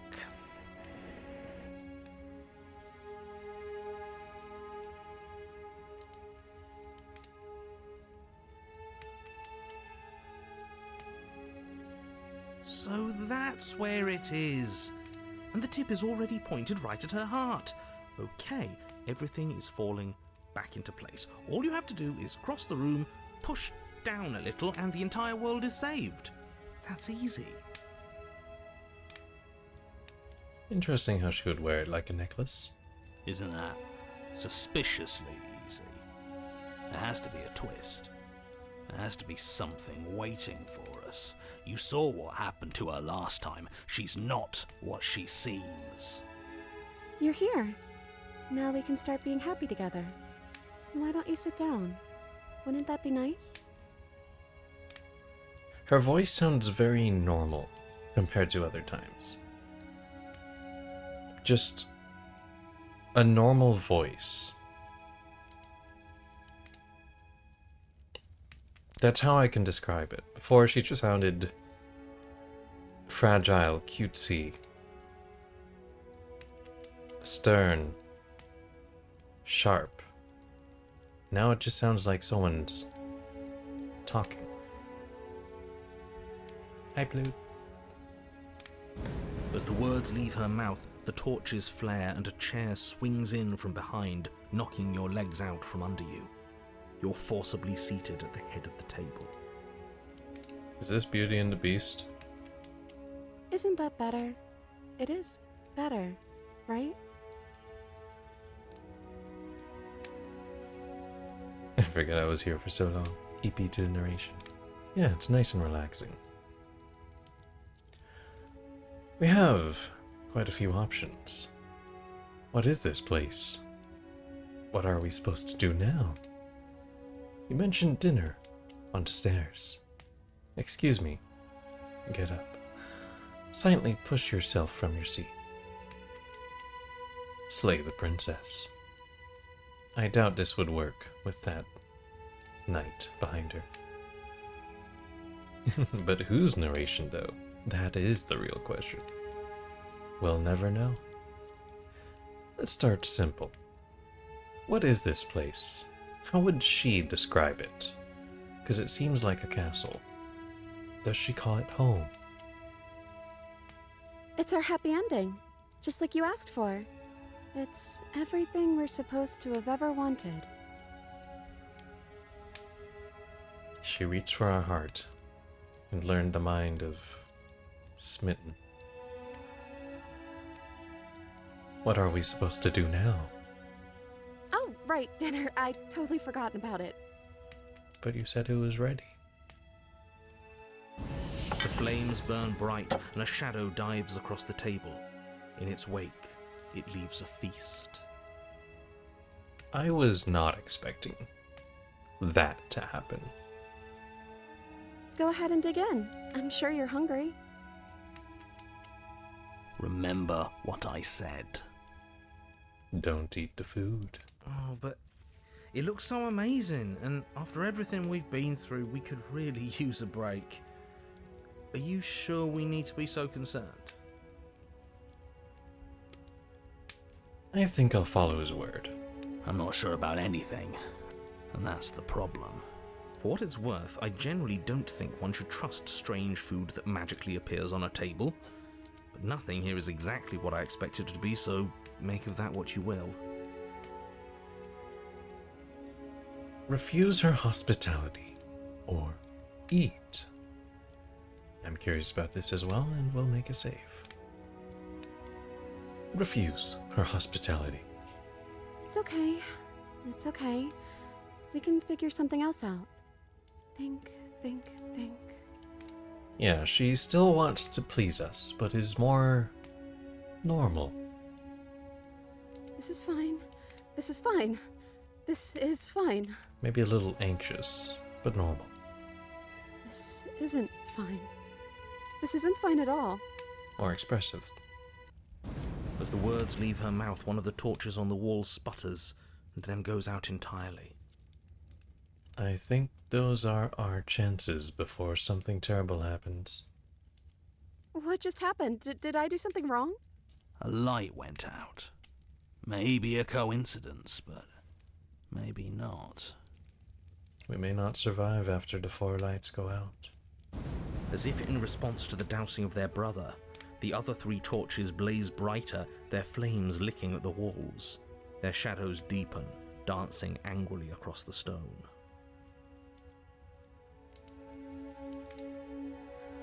What just happened? Did you make that torch go out? I don't think you did anything wrong. I think you just said something you wanted to say. I'm thinking about that option. It's just a torch. Don't worry about it. We still have plenty of light. Forget about the food. What should we do now? Excuse me? And the usual 3. I don't think you did anything wrong. I think you just said something you wanted to say. But it was wrong. I took away a piece of our light. I'm not supposed to do that. I don't want him to be upset with me. It's just a torch. Don't worry about it. We still have plenty of light. You said he. Who is he? Let's go with... You said he. Who is he? He's the voice that whispers sweet nothings in my ear. I think he made this place for us. Okay, so Smitty has turned into the narrator for her. It all makes sense now. It's him, isn't it? He's making all of this happen. He's the one who's trapped us here. Meaning he is building the perfect love story between her and him being me. Who? The lovesick one, the one from last time. He's not gone. He's just with her now. He's the shadow. I got an achievement for deducing who the shadow is. Hey, Smitten, you were real chatty last time. Don't you have anything to say? I'm very curious to see what he says. Smitten? The torches flare and the shadow grows for a moment, but you don't receive a response. What is that? No, I saw him smile. That's him. That was a smile. Oh.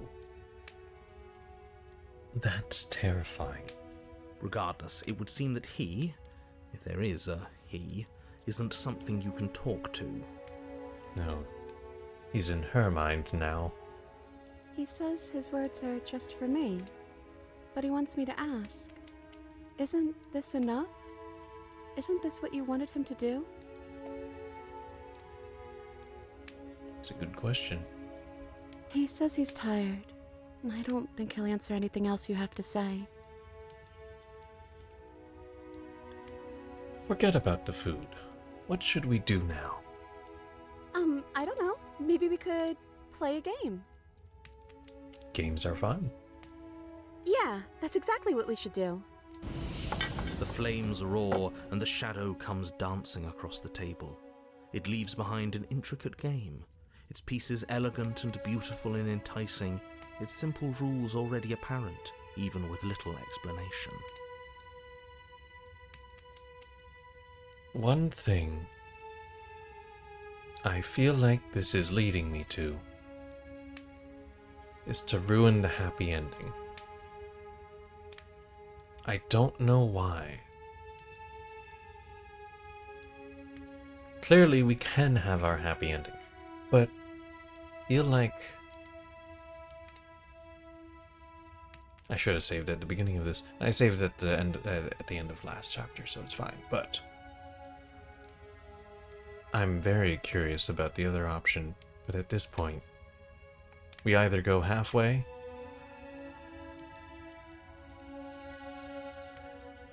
or we empty the torches.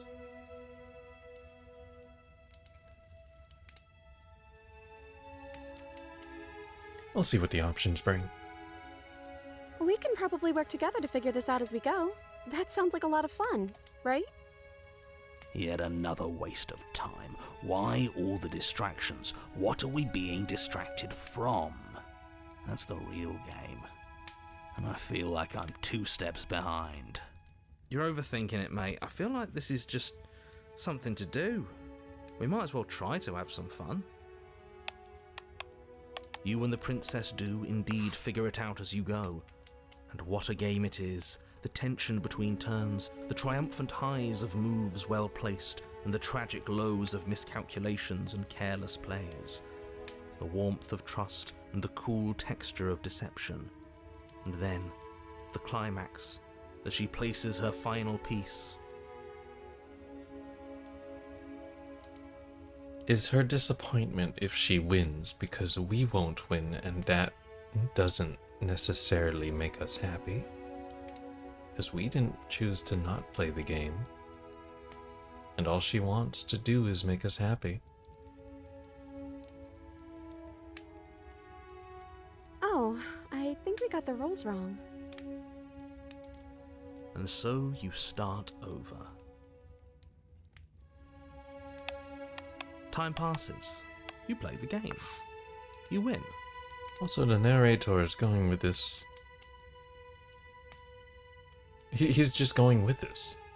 He's not doing anything against us. He's not doing any sabotage. He's just going with it. Hey! Oh yeah, look at that. Oh, you won. I guess we can play again. Time passes. You play the game. She wins. Oh, I won. I guess we can play again. Do you want to do this in perpetuity? There is a long pause, and the board does not reset. Oh, This isn't fun anymore, is it? no. It's never going to stay fun. You don't need me to tell you that it isn't. Oh. The princess visibly panics as another torch sputters. I guess we're locked in. Wait. Maybe this is just too easy. Maybe if we added more rules and pieces, it would be fun again. That doesn't necessarily make it fun. It can add more complexity, and maybe it can be fun for a bit. But if we're doing essentially the same thing over and over again, with the same people, it would get stale after a while. Yeah. The game's just a little simple. We can make it fun again. The shadow descends on the board once again. More pieces are added, their shapes more intricate, their purposes less immediately clear, and the two of you set about discovering the complexities of the game anew. And so you do. And it is fun again. In fact, it's almost as fun as the first time you played, and the sputtering torch roars back to life. But then you get used to the additions, and the feeling starts to fade. A creeping numbness settling in over the board. More pieces are added. The feelings flare. The feelings fade. The princess suggests new rules. A glimmer of what could have been excitement flits through your mind, quickly vanishing as the game progresses. Your pieces advance in an ever-increasing slog to their destination. Okay, so right-click brings this menu. I was curious about that, sorry. So the torches seem to represent something. That much is obvious. Her disappointment? Possibly. That's the most precise word I can think of at the moment. Winning and losing become nothing but ends, and even the end becomes nothing as you roll over into a new game, the board resetting as many times as you can finish, till finally... I'm out of ideas. I'm actually out of ideas this time. I don't think I can play anymore. As the words leave the princess's mouth, another torch goes out. Again, the remaining flames burn brighter, and the shadow dances faster. But what does that mean for Smitty, the smitten? Because with no light, there is only dark, and everything becomes shadow. I'm happy, I promise. We're both so happy here. You don't have to be upset. It's not going his way. This is... awful. I think we all know that we're not happy. We just have to admit it to ourselves.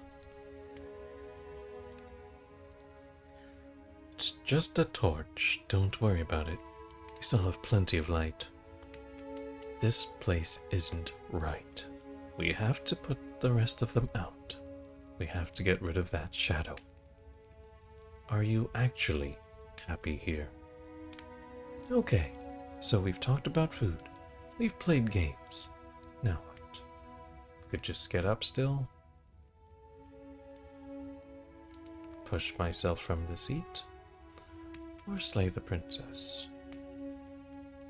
I still think we can't slay the princess until Smitty disappears.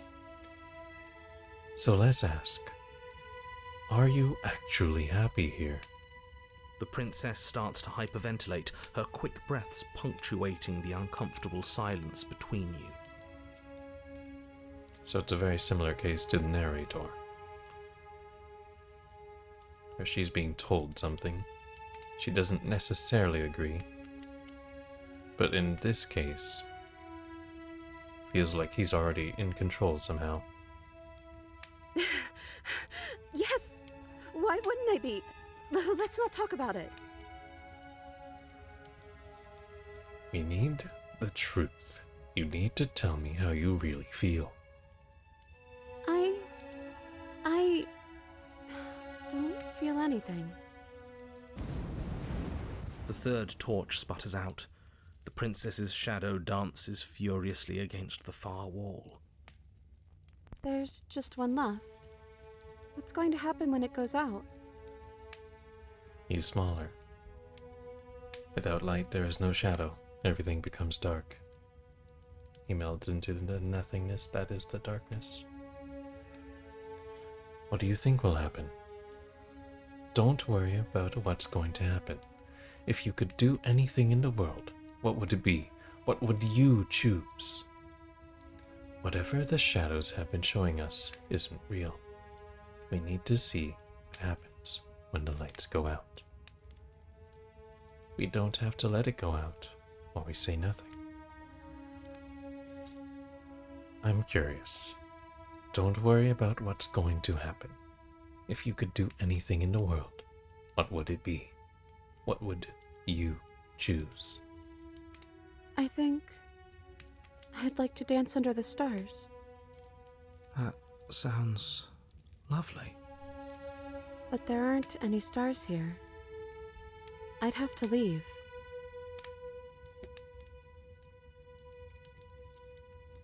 Like before, her only wish is to leave. As she says that, the shadow rushes forward and tightens its grip on her wrists. Oh, I'm not happy here. I don't think I ever was. The princess sobs, burying her face in her hands as the final torch blows out. I feel empty. So that's that, huh? Why are you crying? Are you okay? Well, this sucks. You can open your eyes. I'm still here, you know. Nothing's changed. We're just sitting in the dark. I'm sorry. I feel like all of this is my fault. Slay the princess or say nothing. Are you okay? She raises her head, mascara trailing down her cheeks. No, it feels like an important part of me is gone. But I'm still here. I don't know what to do with that. I don't know how I'm supposed to pick up the pieces. Important part of her is gone. The smitten is gone. And she accepted him last time. They were one. With her almost being the puppet of what he was telling her to. The princess's eyes dart to the floor. And since he was her only purpose, what is she when she has nothing? Well, we can't sit here forever. That part of us is over. The princess pushes herself from her chair, and you instinctively do the same, waiting by the top of the stairs as she quietly crosses the room. I feel like this is the last time we'll be in this room, so let's just appreciate the banners. You can see her and the beast, the smitten, in every picture. Just enjoying each other's company. Do you still care about me?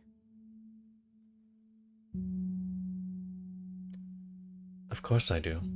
I don't think I'll ever stop. Whatever we had between us wasn't real. This is real. I don't know if I ever have, but maybe I can now. I'm not sure I've ever had the chance to figure out how I feel about you. I've just wanted to leave since the moment I found myself in the woods. No, slay the princess, or say nothing. This is so interesting. Oh.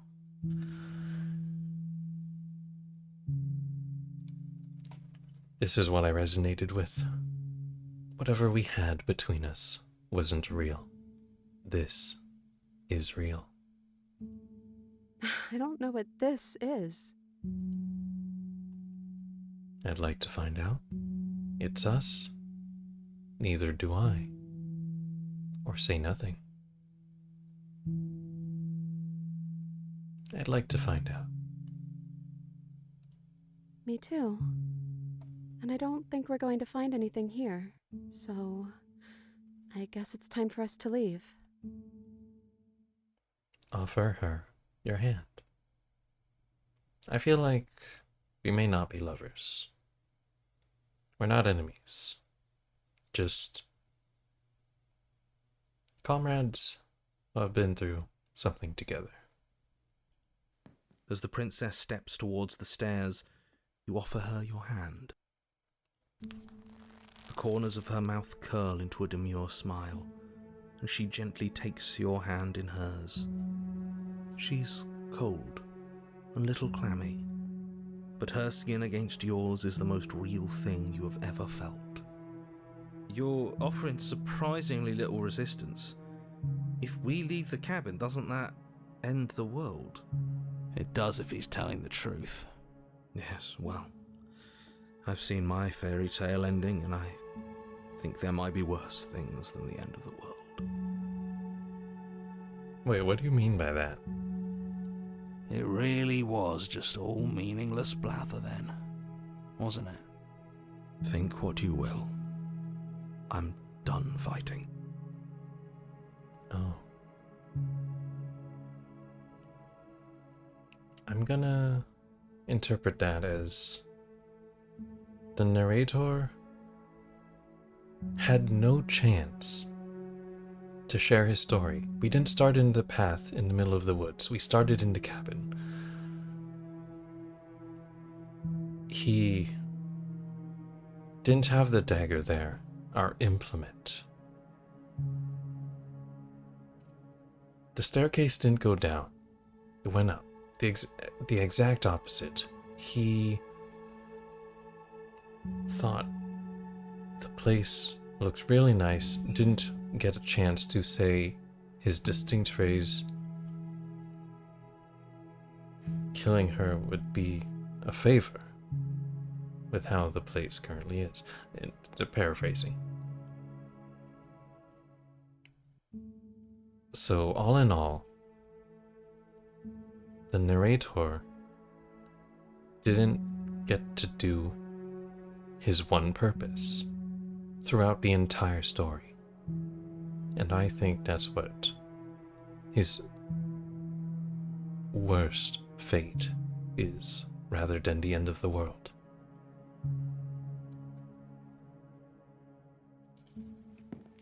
You and the princess don't exchange words as you descend the stairs to the cabin's entrance.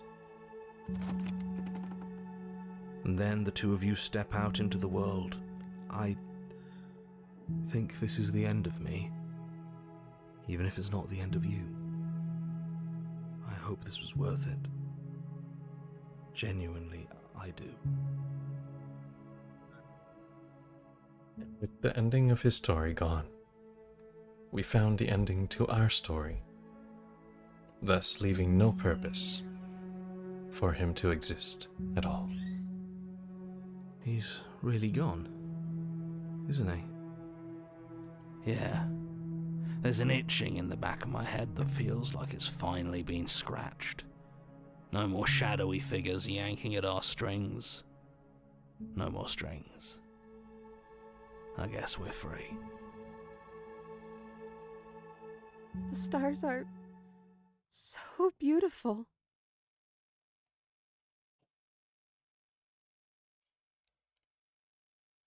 A quiet moment passes over you. A comfortable quiet. I meant it when I said I wanted to dance. That sounds nice. She gently pulls you forward, and the two of you fall into a graceful step. The only rhythm that guides you is the shared thumping of your hearts, beating in perfect unison.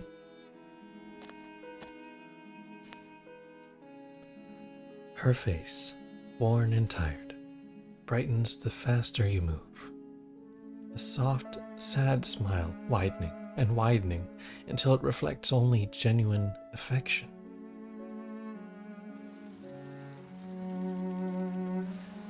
You send her out into a wide spin, and your arms stretch to their limits, only the tenuous grasp of your hand in hers holding you together.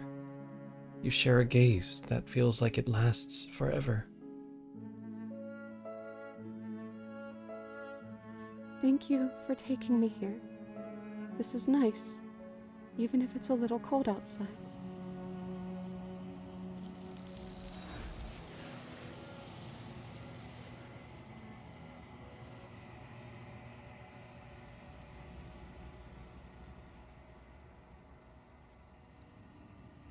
But you do not get the chance to respond, nor will you ever. It's time to leave. Memory returns. She's gone. Where did she go? Should we try and find her? And is that a mirror? Why is it here? Why now? Of course, you're scared. This is the end for you, but it's not the end for me. It's going to be okay. Just trust me. We've been here before, and you always get scared. Approach the mirror. I've done the top option, but not the second one. But it feels so bad. Like looking into it right now is going to be the end of everything. It will. It'll be okay. You're right. Part of me wants the truth, but something stronger is holding me back. Fear. It's not the end. Whatever is on the other side is going to be nice. It's the end for you, but not for me. I'll see you on the other side. It's going to be okay. It's not the end. Whatever is on the other side is going to be nice. Okay. If you say so. We'll trust you. Feels too good to be true. I felt like they've been through a roller coaster of emotions, so they need a break. Approach the mirror. You approach the mirror. Gaze into your reflection. Silence as you reach forward. They're gone once again. The mirror always makes them leave, but you need to see what's in it. You've withered.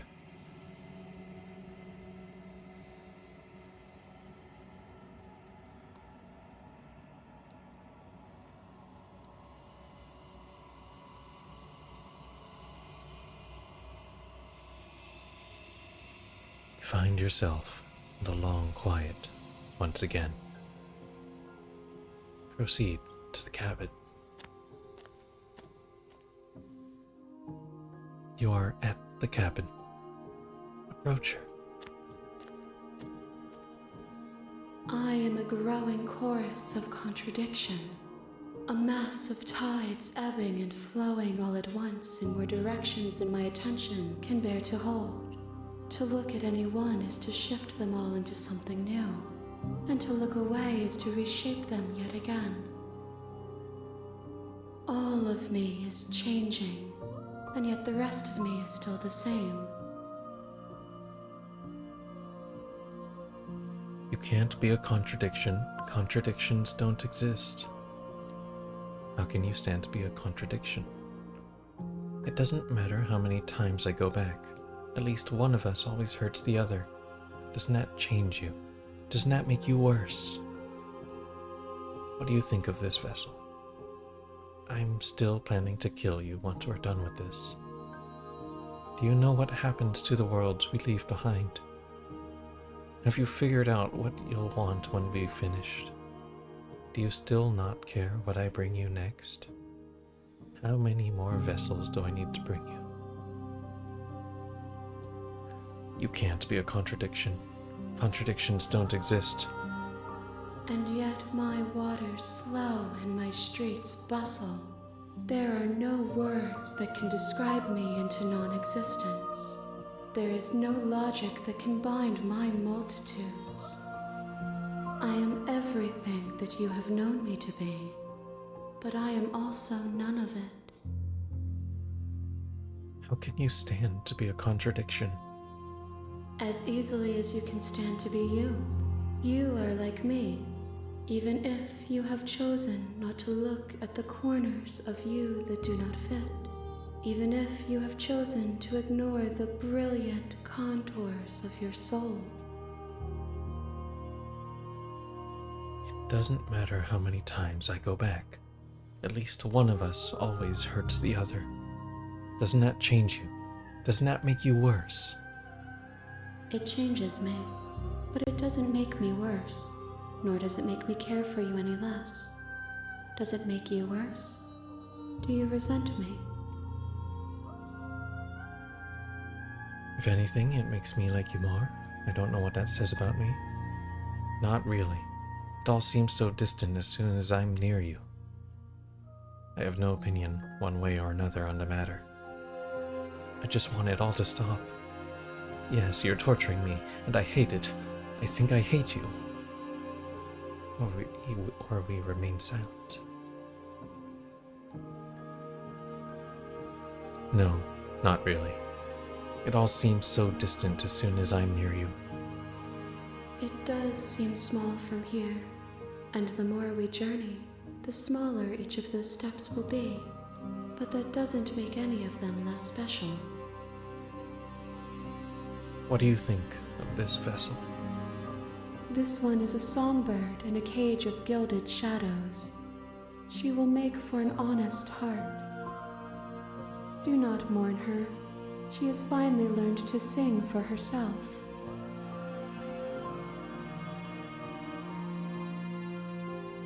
Do you know what happens to the worlds we leave behind? My perspectives are shadowed.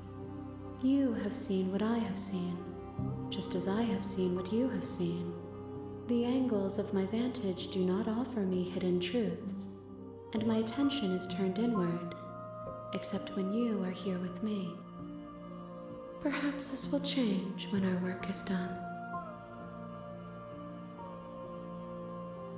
Have you figured out what you'll want when we've finished?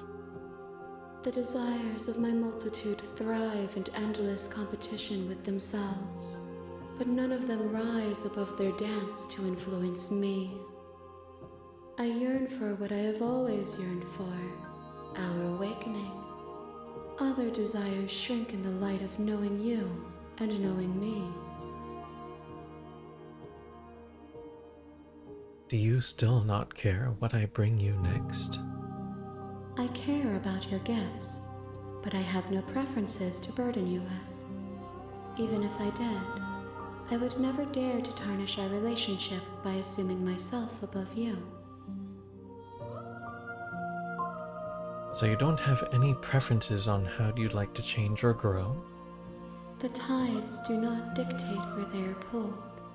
A river does not dictate its outlets. My gift to you is to let you choose your path, and my task is to treasure the gifts you bring me. How many more vessels do I need to bring you? We will know when we near our destination. I'm ready to go back. I will be here when it is time for us to meet again. I am never ready for that for some reason. Everything goes dark, and you die.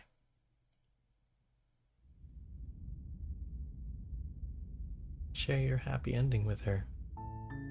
You're on a path in the woods. Okay, I have thoughts about that ending, and I will talk to them after I go to the bathroom. So 1 second.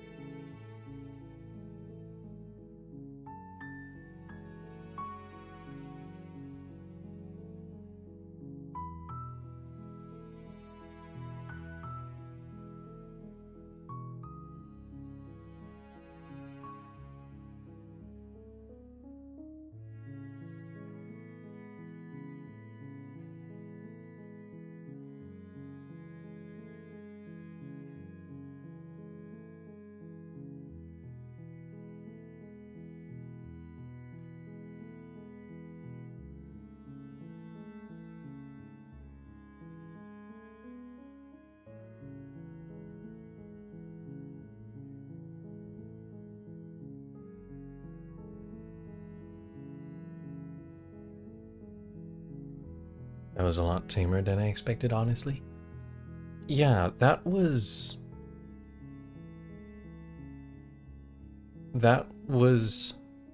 nothing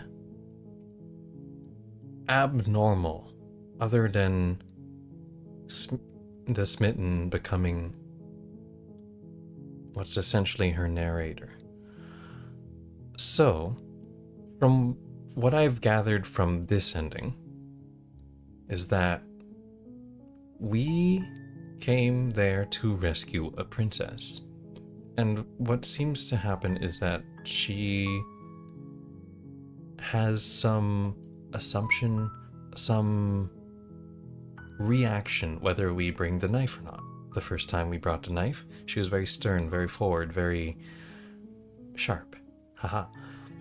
This time, no knife. She was a damsel in distress, one needing to be saved. She was also something disturbing. What, like a wild animal, kind of, where she was ready to do anything to get out. Same as before, but in a more I'm cutesy and manipulative, in a sense of she'll be cutesy to get out, kind of like how a cat would do something cutesy to get food or whatever. That's just what I can think of. And then she turned into the damsel that was ready to be saved and molded into the perfect princess? I'm not quite sure how to describe it, but she was just ready to please, only thought about us, quite literally only thought about us, had no other wants other than also still wanting to leave. And then when the smitten became her narrator,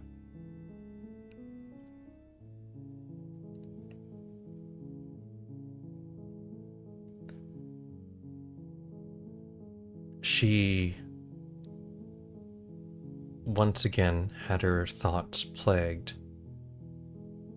in a different sense of wanting to please by having another thought, another voice in her head telling her this is what she wants.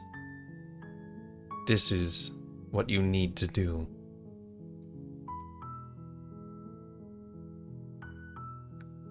And then once the voice was gone, her world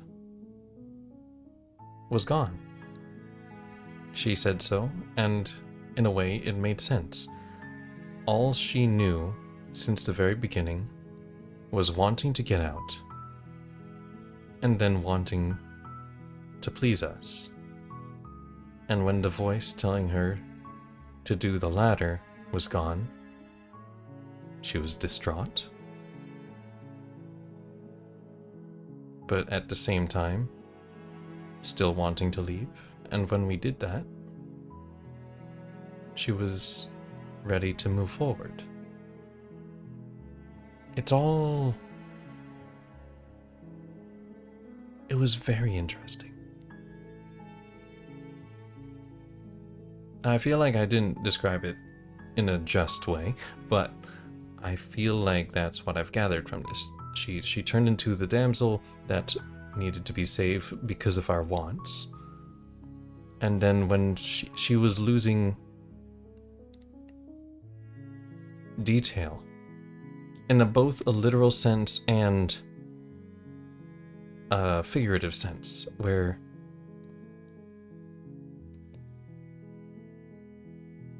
her art detail was becoming more simple, as she herself was simple in the sense of one thought process.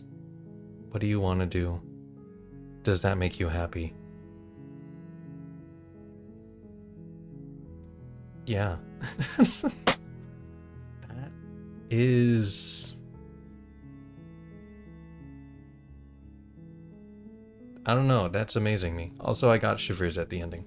That was a fun journey. That was a lot longer than I thought it would take to get that ending. But then again, this is the first ending that I went in depth for, rather than, haha, I leave, haha, I I kill.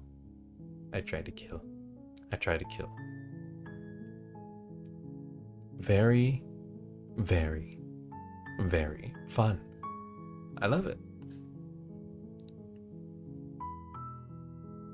Unfortunately, I do have to go.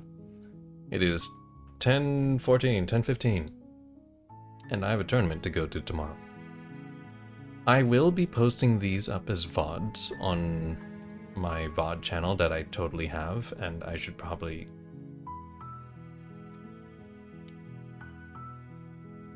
I will be posting these. If I can just figure out what my VOD channel... Does this lead to my VOD channel? Does this link work? Yeah, it does. So, I have a VOD channel. I will be posting the Slay the Princess VODs on there, so you can listen to. I will update them with chapters in a bit. I've just been a little busy. But this will probably be posted by tomorrow at the latest. And yeah, the next stream will be exploring another route. And I'm very excited to see what happens. So yeah, Friday at 7 p.m. Eastern Standard Time, we'll have another ending. And we'll keep going at it until we have completed enough vessels. And we'll see what happens.